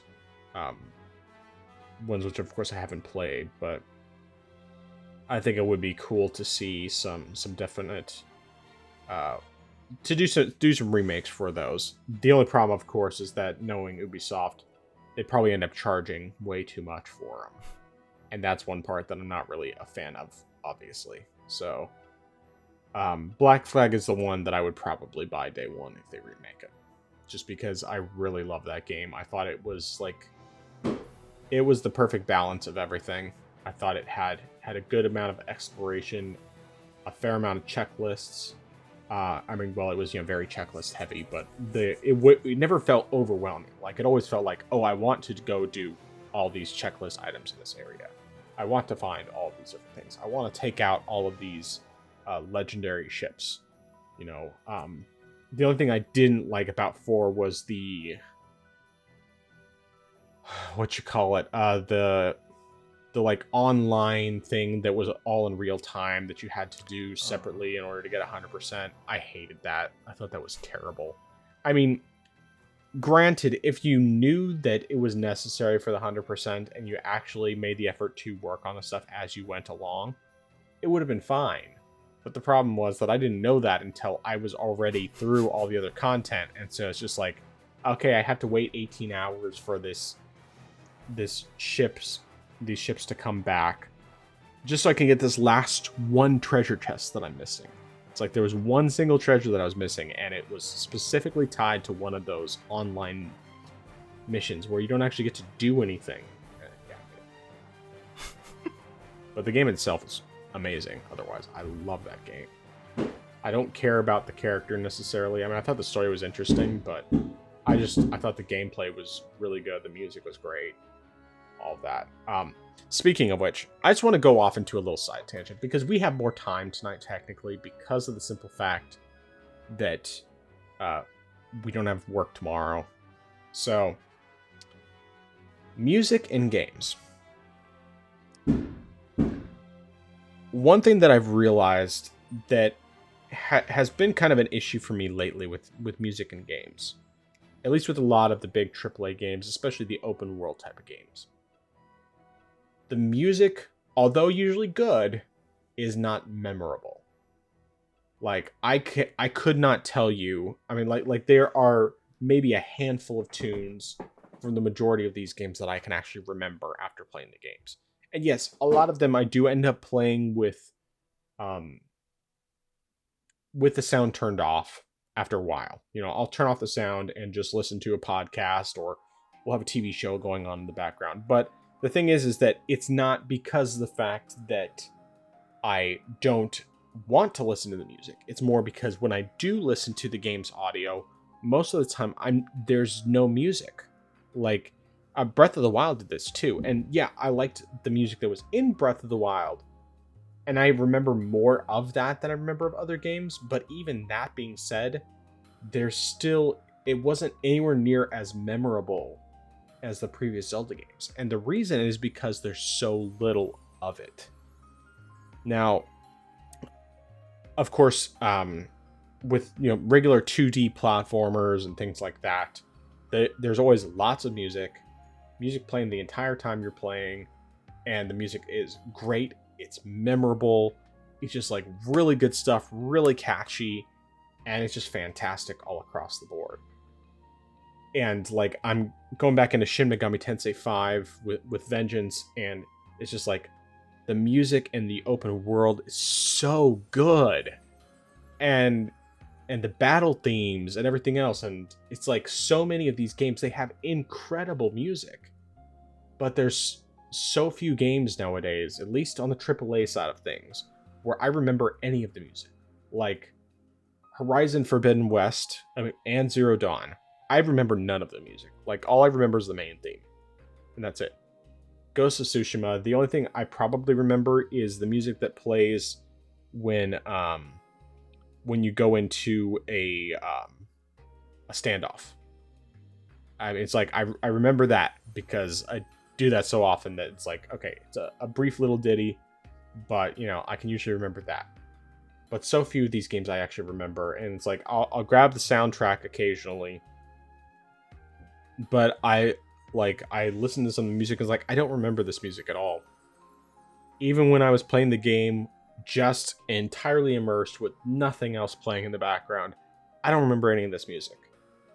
And yes, there were times on like when I was playing PS4 games, like when I was playing Horizon, God of War, Ghost of Tsushima, I was playing them on there because of how loud that thing was running, like a jet engine, because of how demanding those games were. That I couldn't even hear the music, even when I had surround sound, unless I had it turned way up, which most of the time I was playing like when the kids were in bed, so it's like, okay, I didn't have the sound turned up. But I wish that more games would just keep the music playing all the time, because that's something that I miss so much. Now, once again, I do recognize that a lot of people like me will play with listening to something else. They don't necessarily need the music all the time. But I hate the fact that it's just not even there anymore. In so much of the time, there's just no music whatsoever playing. And so I can't appreciate what the composers who actually do the music put into it, because of how little of the time I'm playing these games that I actually hear the music. It bugs me. So I think that's enough of a rant on that. Well, I'm sorry. I just want to add a little. No, thing go ahead. to that. You go for it. And I actually 100% agree with you about music not being as memorable. And there are several things I want to say about that. And I guess partially one reason is because it seems like, at least with the AAA games, they're trying to mimic films, and so they're trying to be more cinematic with the music. Mm-hmm. And unfortunately, that's going to tie into another thing, is the fact that I also would apply the same thing to films nowadays, as opposed with, granted, it might just be because of the fact that I've seen a lot of other films more times than newer films, but the music just doesn't seem to me as memorable as, older films. Like, for example, I honestly can't recall anything from what I've seen, any of the Star Wars sequel films. I can't remember any of the tracks from it. But I can remember a lot of music from the original trilogy. I can remember stuff from the prequels, even if it's stuff like simple stuff like from being on Naboo. Like, I can remember music from that, but I can't remember a single track from the new films. And so I'm not saying it's necessarily because of anything that was wrong that was being there, but it just doesn't seem, like you said, as memorable. And also, a lot of the music seems really just because it's trying to be so for lack of a better word, cinematic. It's just like, it's flat, which I remember something back in community college when I was taking music classes, and one of them was for film scoring, and our instructor said that the composer's job is not to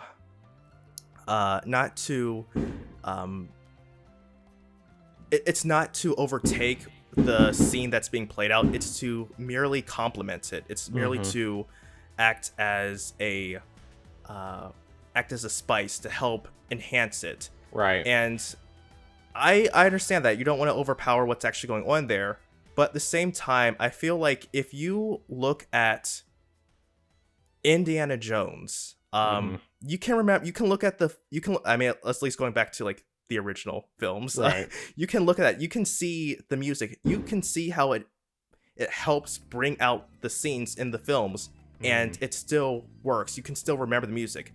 Same thing with Star Wars. You remember seeing the films and you can remember the music.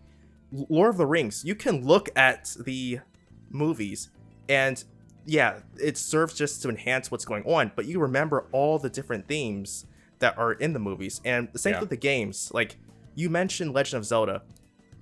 That's 100% true. Like, I really can't remember any music from the game except for Hyrule Castle, where the music is playing constantly, whether you're when you're both inside the castle and outside of the castle. Yep. And honestly, that was the best part of the game for me as far as like the music goes, because if you're outside, you get to hear the complete medley of the different tracks from older Zelda games all playing outside. And also, if you listen, you can hear the transition from going inside the castle to outside the castle and how the music slightly changes, but it's still going beat for beat. Like, nothing's, being cut, nothing's being there's no skipping. It's completely smoothly transitioned, which I thought was great. And sadly, with a lot of games, though, it's really just they're just serving to, just to, I guess, sort of playing because the scenes need music and not because, we want to have a memorable experience. And like,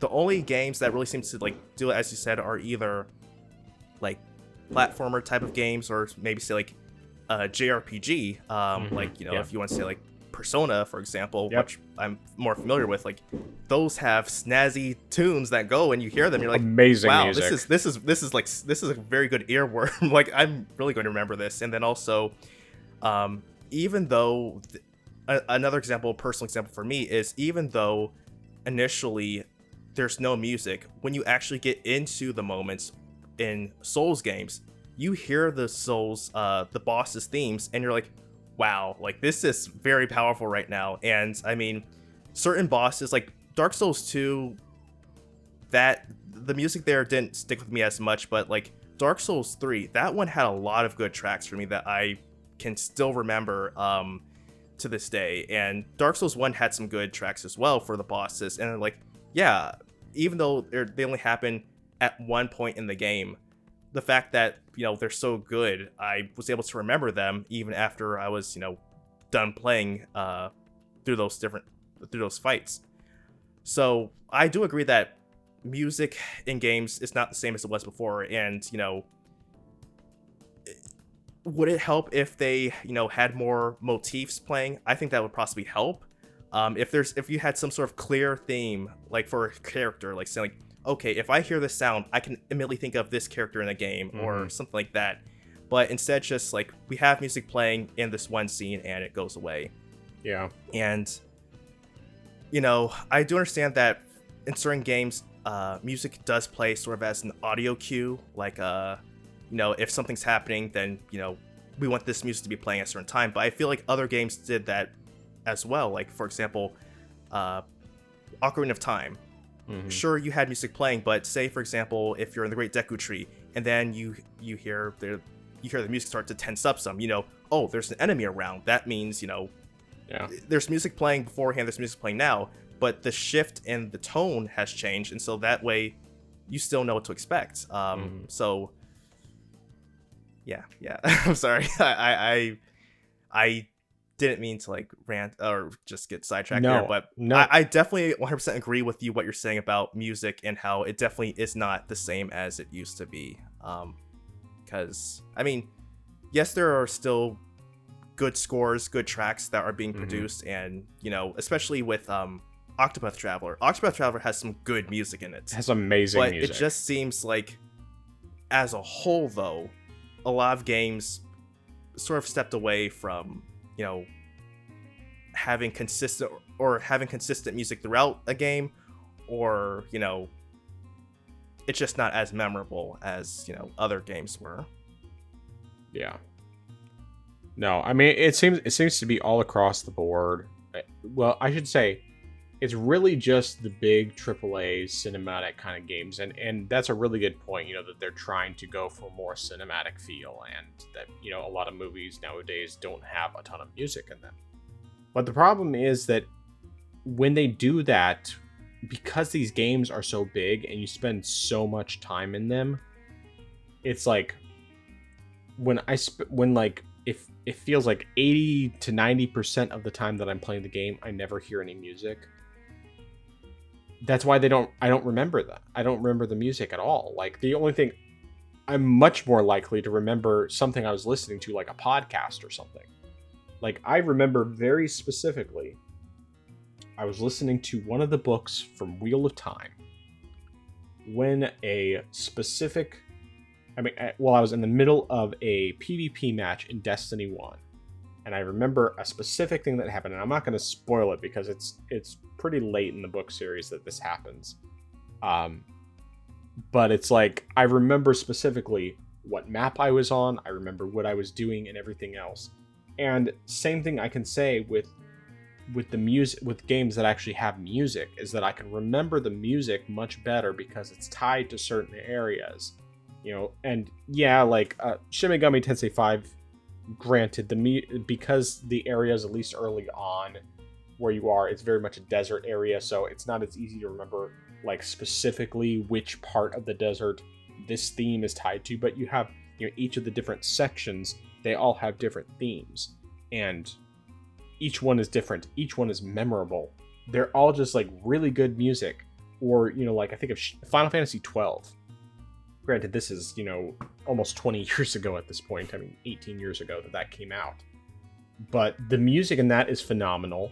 I mean, it was like the first Final Fantasy game where it had like much more epic music to it, but it's just really good, really memorable, and of course, just like every other Final Fantasy before it, and probably every Final Fantasy after it, you know, the music's playing all the time.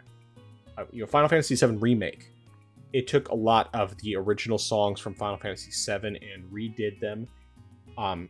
Also added some new music in there as well, but it's all really, really fantastic. Like, it was a phenomenal soundtrack. Like, I absolutely loved it, and I love even some of the new themes that they did. Like, some of them are just super memorable, and it's like I think you're right. I think it's primarily Japan where we're still getting music consistently throughout the games. Obviously, there are indie games also do it as well.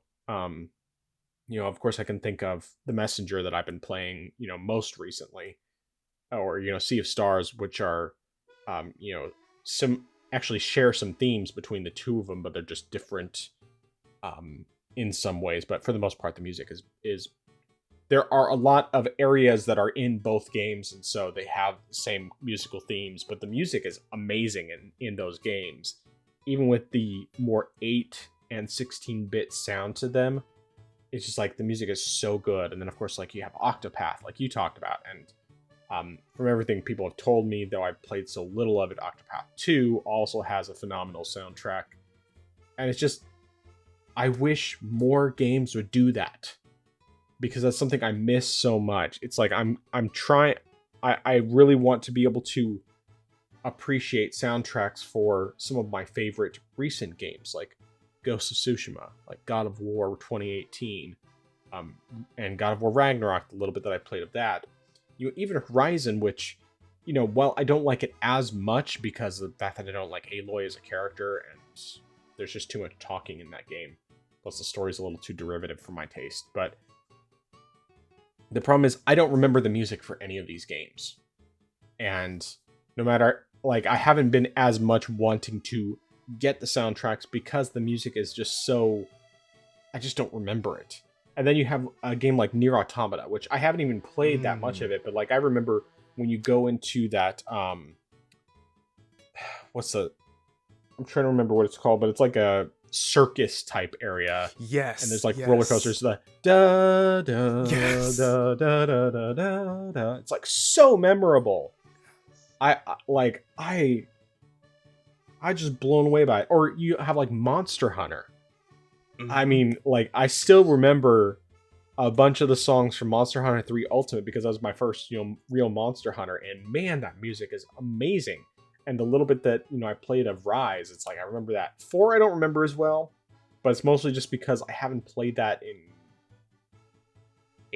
almost 9, probably about 9 years since the last time I really played that. And I didn't get as far into it, but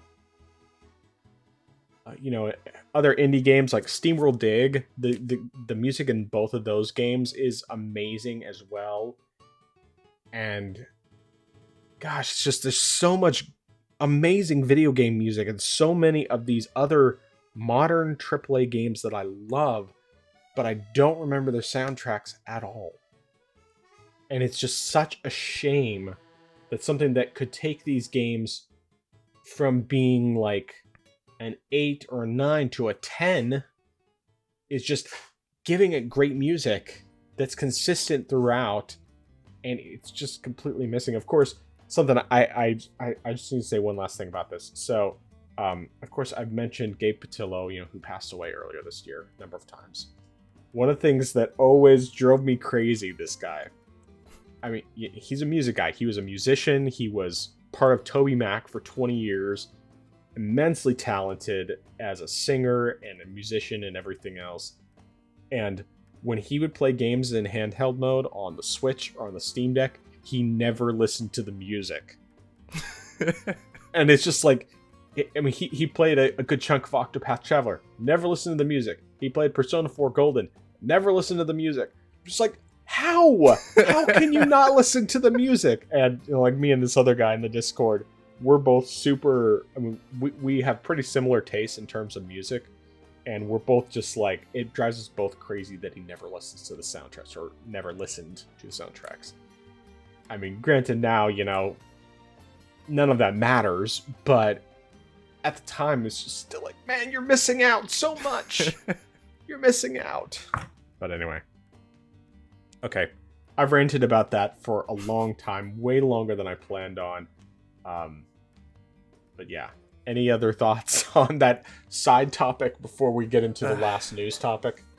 No, sir. Oh, actually, one last thing. I finally remember the word that I was looking for. It's that the music. The word I was looking for was the music is only atmospheric.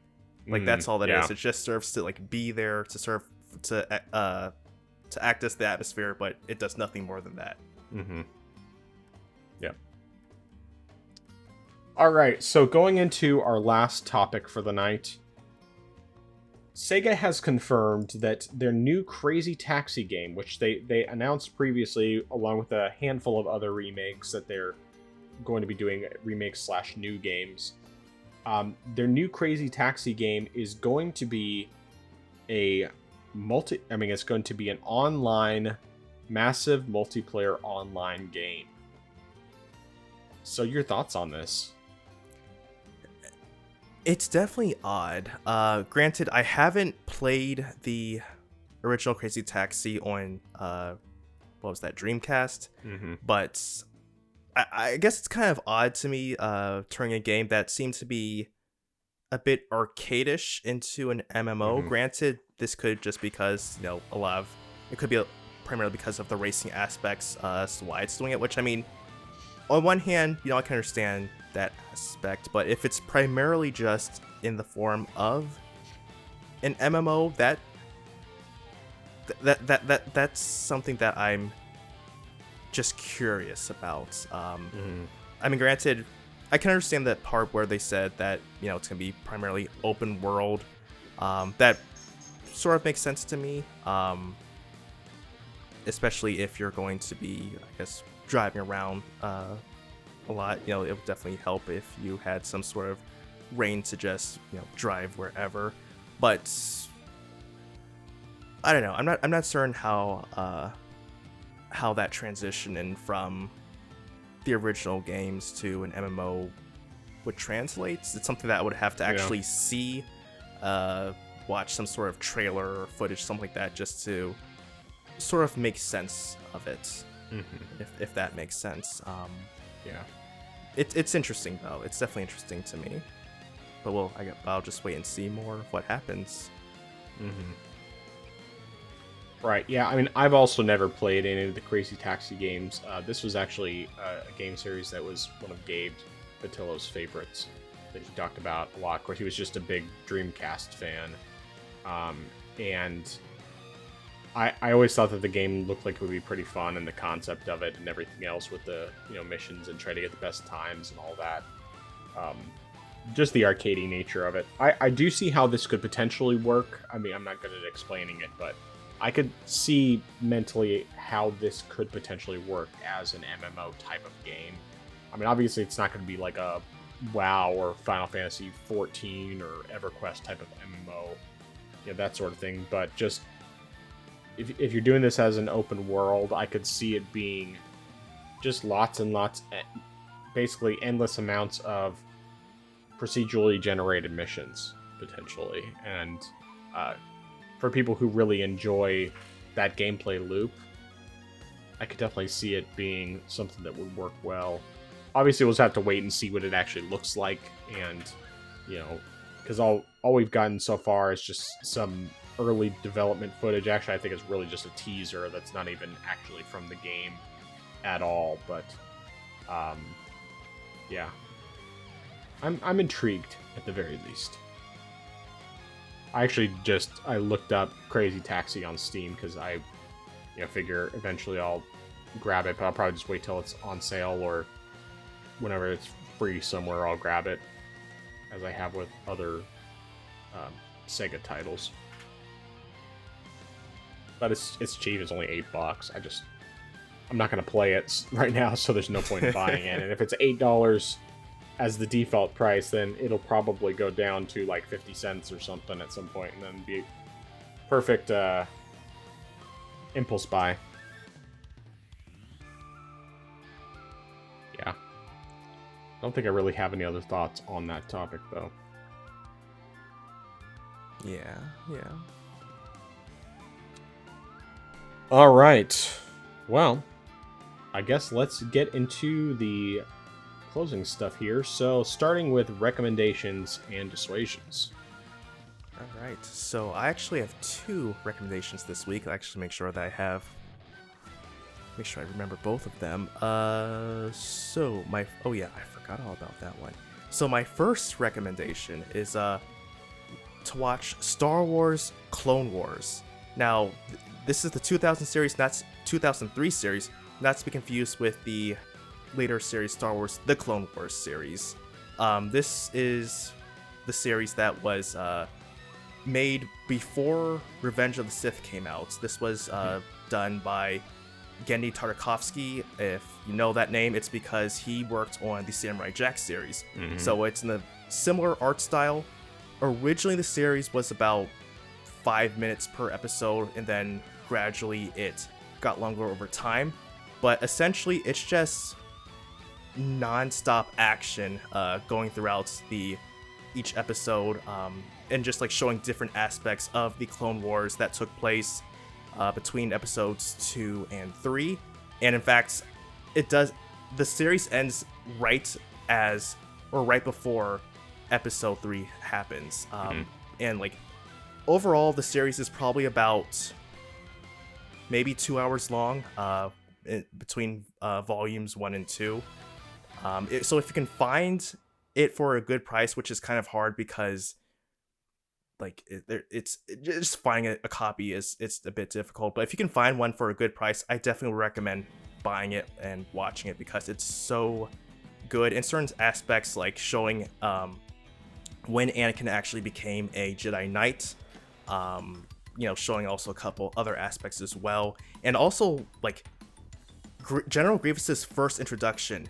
It was phenomenal. It was actually one of the highlights of the series for me, just because he was really menacing. It really showed why he was feared and why he was able to amass a collection of lightsabers, which when you go and watch Revenge of the Sith, it's kind of a letdown because, consider the fact that the Clone Wars series was his first introduction, and he was so incredible.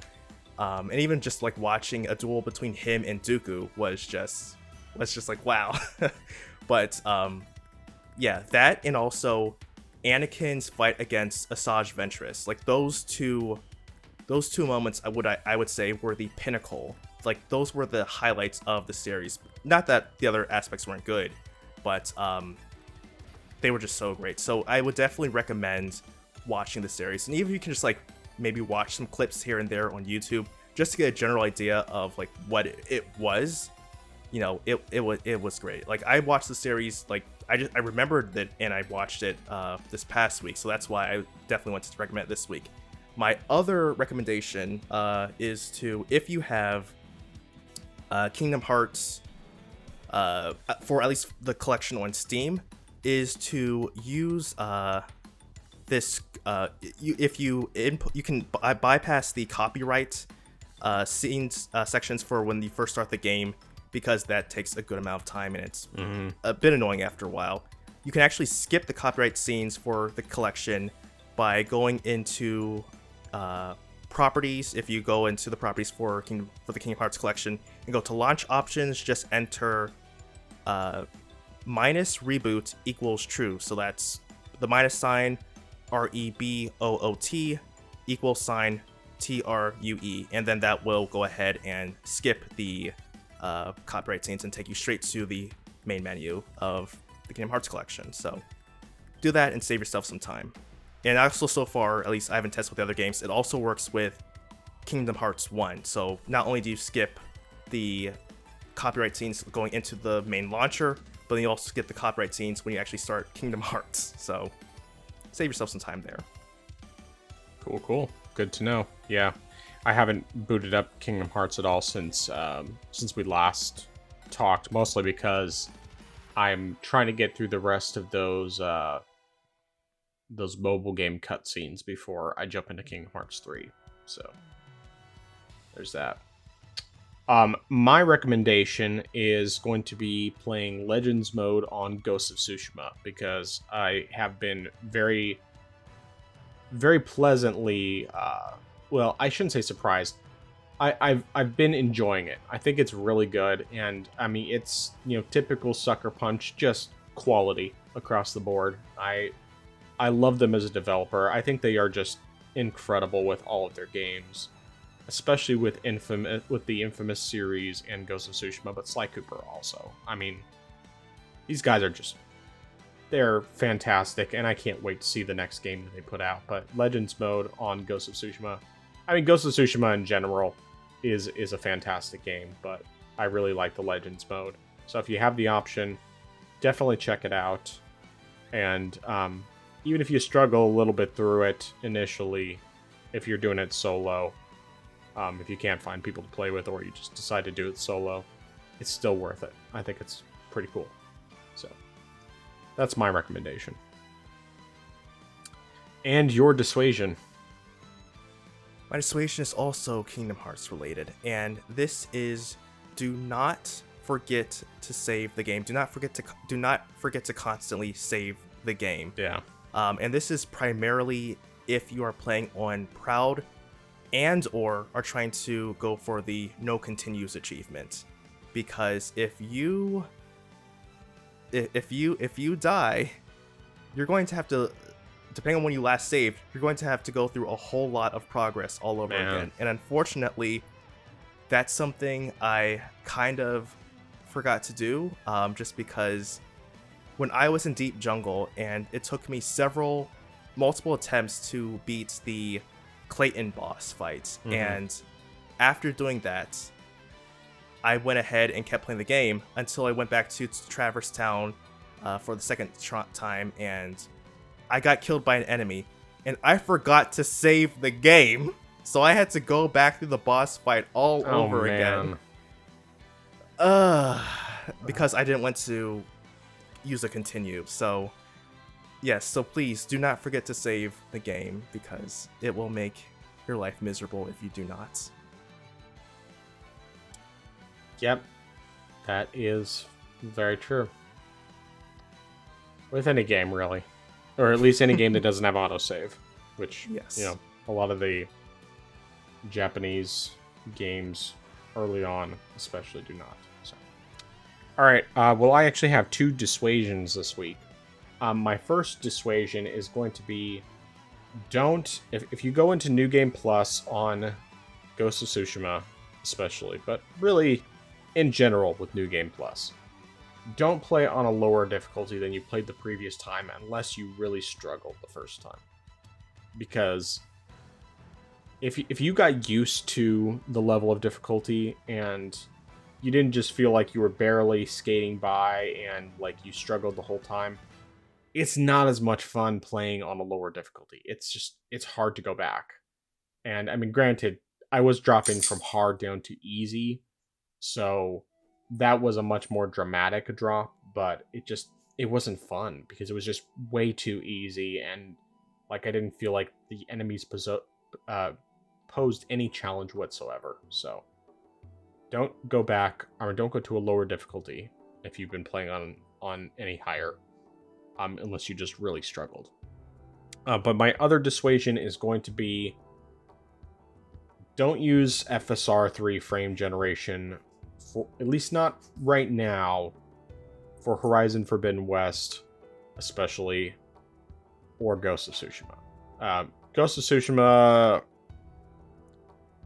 it might still be doable, and once again, I definitely want to have you test and tell me what you think. See if your experience is the same as mine or not, but with Horizon, it just doesn't work well. It does not improve the gameplay at all, and obviously the game is just not good for Steam Deck. It just isn't. I mean, it was obviously designed for PS5 first, and they downported it to make it functional on PS4 and all of that, but clearly it just isn't doing it on Steam Deck, and FSR3 is not working well enough to make it worthwhile. So those are my dissuasions. All right. Anything else before we close out with the other stuff? No, sir. All right, so where can people find you? They can find me on my channel. I am Xeracon. That's IAMXERACON. So youtube.com/@IamXeracon. No new content from me this past week. However, tomorrow, or in the case of when this video goes up, yesterday, I will have, or I had a video go up, which really is just a small, simple thing, just sharing my 4th of July tradition, just to show what it is, and it's just something that's sort of laid back, but just something that I've enjoyed doing over the years, and just presenting it. So yeah. Cool. I'll definitely be checking that out. Well, you can find me on YouTube. My main gaming channel is at the Frozen Gamer 87. I just got back into putting out regular videos for that channel, and the first video that went up this week was a comparison for the Steam Deck OLED and the Switch OLED with Shin Megami Tensei 5 Vengeance. That took quite a while to edit.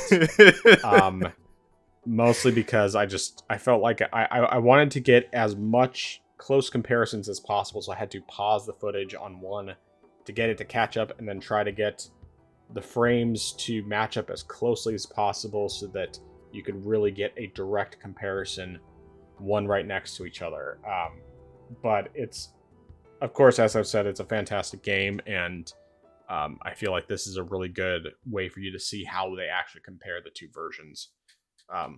Both versions are worth playing. Any version is worth playing. It's just a great game.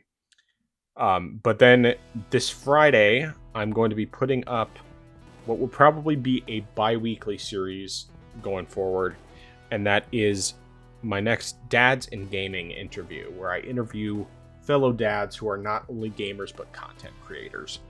And the one that's going up is for a gentleman named Lem Filya, who's also known as Bad Gamer Elite. He explains what that name is all about in the interview. It was a fantastic interview. I had a great time talking to this guy. It was recorded on May 5th, so it was recorded a while ago. Same will be the case with the one that's coming out 2 weeks after. Should be so we got the one that's coming out is on the 5th. So the one that will be coming out after that will be on the 19th of July.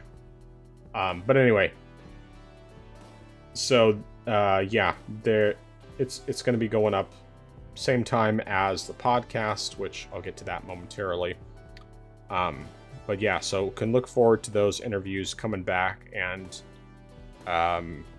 hopefully I'll be getting more and more people. Right now I have 2 other guys, maybe 3, who have said that they're willing to do the interviews. It's just a matter of scheduling when we can record them. And it's going to be very similar formatting overall to how this podcast goes, in terms of having some gameplay clips and having video game music in the background. But in terms of the content itself, it's basically the same thing that the previous interviews all were. So good stuff. Look forward to it, especially if you're a dad, but even if you're not a dad, these are just really interesting guys, and most of them are very small creators. The only real exceptions to that I've interviewed so far were Nick Rekieta and Josh Taylor. Nick Rekieta, of course, being Rekieta Law, and Josh Taylor, a Blimey Cow. And those, as well as the other previous interviews, were all done in 2020. So I'm hoping that this is going to be something consistent enough to where I can have it every other week. It's not necessarily going to be like that. It may just be a series of like 4 or 5 interviews, and then I won't get any more, but I'm going to do what I can with it. And as long as I can find people to do the interviews with, then I will be trying to get those up every other week. Additionally, there's my YouTube cooking channel, Not Authentic But Delicious. That's at NABD Cooking, which you can also find on Twitter and on Facebook. And the recipe that I put out this past week was for a chicken and shrimp Alfredo pizza, which turned out incredibly delicious. It was so good, and it had homemade crust, homemade sauce, not homemade cheese. Unfortunately, our mozzarella ended up a little too. It wasn't dry enough, so it ended up more cream cheese texture than actual like mozzarella cheese. But and then homemade chicken. There's not really much to that. It was literally just sauteing some chicken in a pan with some salt and pepper. And same with the shrimp, and then homemade bacon, using some of our homemade bacon, and mushrooms and olives, and I think that was everything that was on it. Yeah, but anyway, it was really, really, really good. First time I ever made it, but it was just like I was inspired. because I was trying to figure out what kind of pizza to make for dinner Friday, and I was giving my wife some different ideas, and she was interested in something with Alfredo, but I didn't want to just do something that was just the same thing that, like, you know, that you'll see on any other channel. And then I remembered that there was a time my brother-in-law, when we went to his bachelor party, it was at Dave & Buster's in California, and I got this Alfredo pasta that had chicken and shrimp and bacon in it. And it's just like inspiration, remembering that from 13 years ago. Yeah, 13 years ago. And so I decided to do that in pizza form, and it came out so good. Some of the toppings kind of were falling off because it's because we put so much on it, but oh man, it was just so delicious. But anyway, so yeah, that recipe went up this past week, and next week we're gonna have my recipe for chili rellenos going up, which is also fantastic. It's not the prettiest looking chili relleno, mostly because the sauce wasn't all that pretty, but it tastes really good. I mean, chili rellenos, it's hard to go wrong as long as you make them correctly. Even if they're kind of falling apart when you're making them, it's hard to mess them up. So it was really good. The sauce came out really good as well for it, my salsa roja. So yeah, that'll be going up next week. And then, of course, you can find our podcast. If you were listening to the audio-only version, we have a video version that goes up on YouTube every Friday. The audio-only version goes up at midnight on all major podcast platforms Friday morning. And then the video version, which has, of course, our mugs, you know, because we have a face for radio and a voice for print. But so if you want to see what we look like, if you want to check out the some gameplay clips of the games that we've been playing, those are pretty much always included with the video version. That goes up at 7 a.m. Friday mornings, every Friday. And yes, and then you can also find the Orange Box on Facebook, which we don't really do a whole lot other than reposting the episodes, and Twitter, where I occasionally will hop on and do some tweeting and things like that, but I haven't really gotten on there much because it's just Twitter. I don't care that much about it. But that's at the Orange Box Pod on Twitter. You can also email us if you want to contact us at all with questions, comments, feedback of any sort, even if you just hate our guts, whatever. You can send us an email, orangeboxpodcast@gmail.com. You can tweet us at the Orange Box Pod. You can write us on Facebook, or you can just comment in the video on the video version of the podcast. Do you have any questions, comments, etc.? And I think that is everything. So, last chance. Anything you need to say? Want to say? No, I think I'm good. Yeah, I think I'm good. All right. Well, I am the Frozen Gamer 87. That is I am Zeracon. We are the Orange Box Podcast, and until next time, America. Orange Box Podcast, out.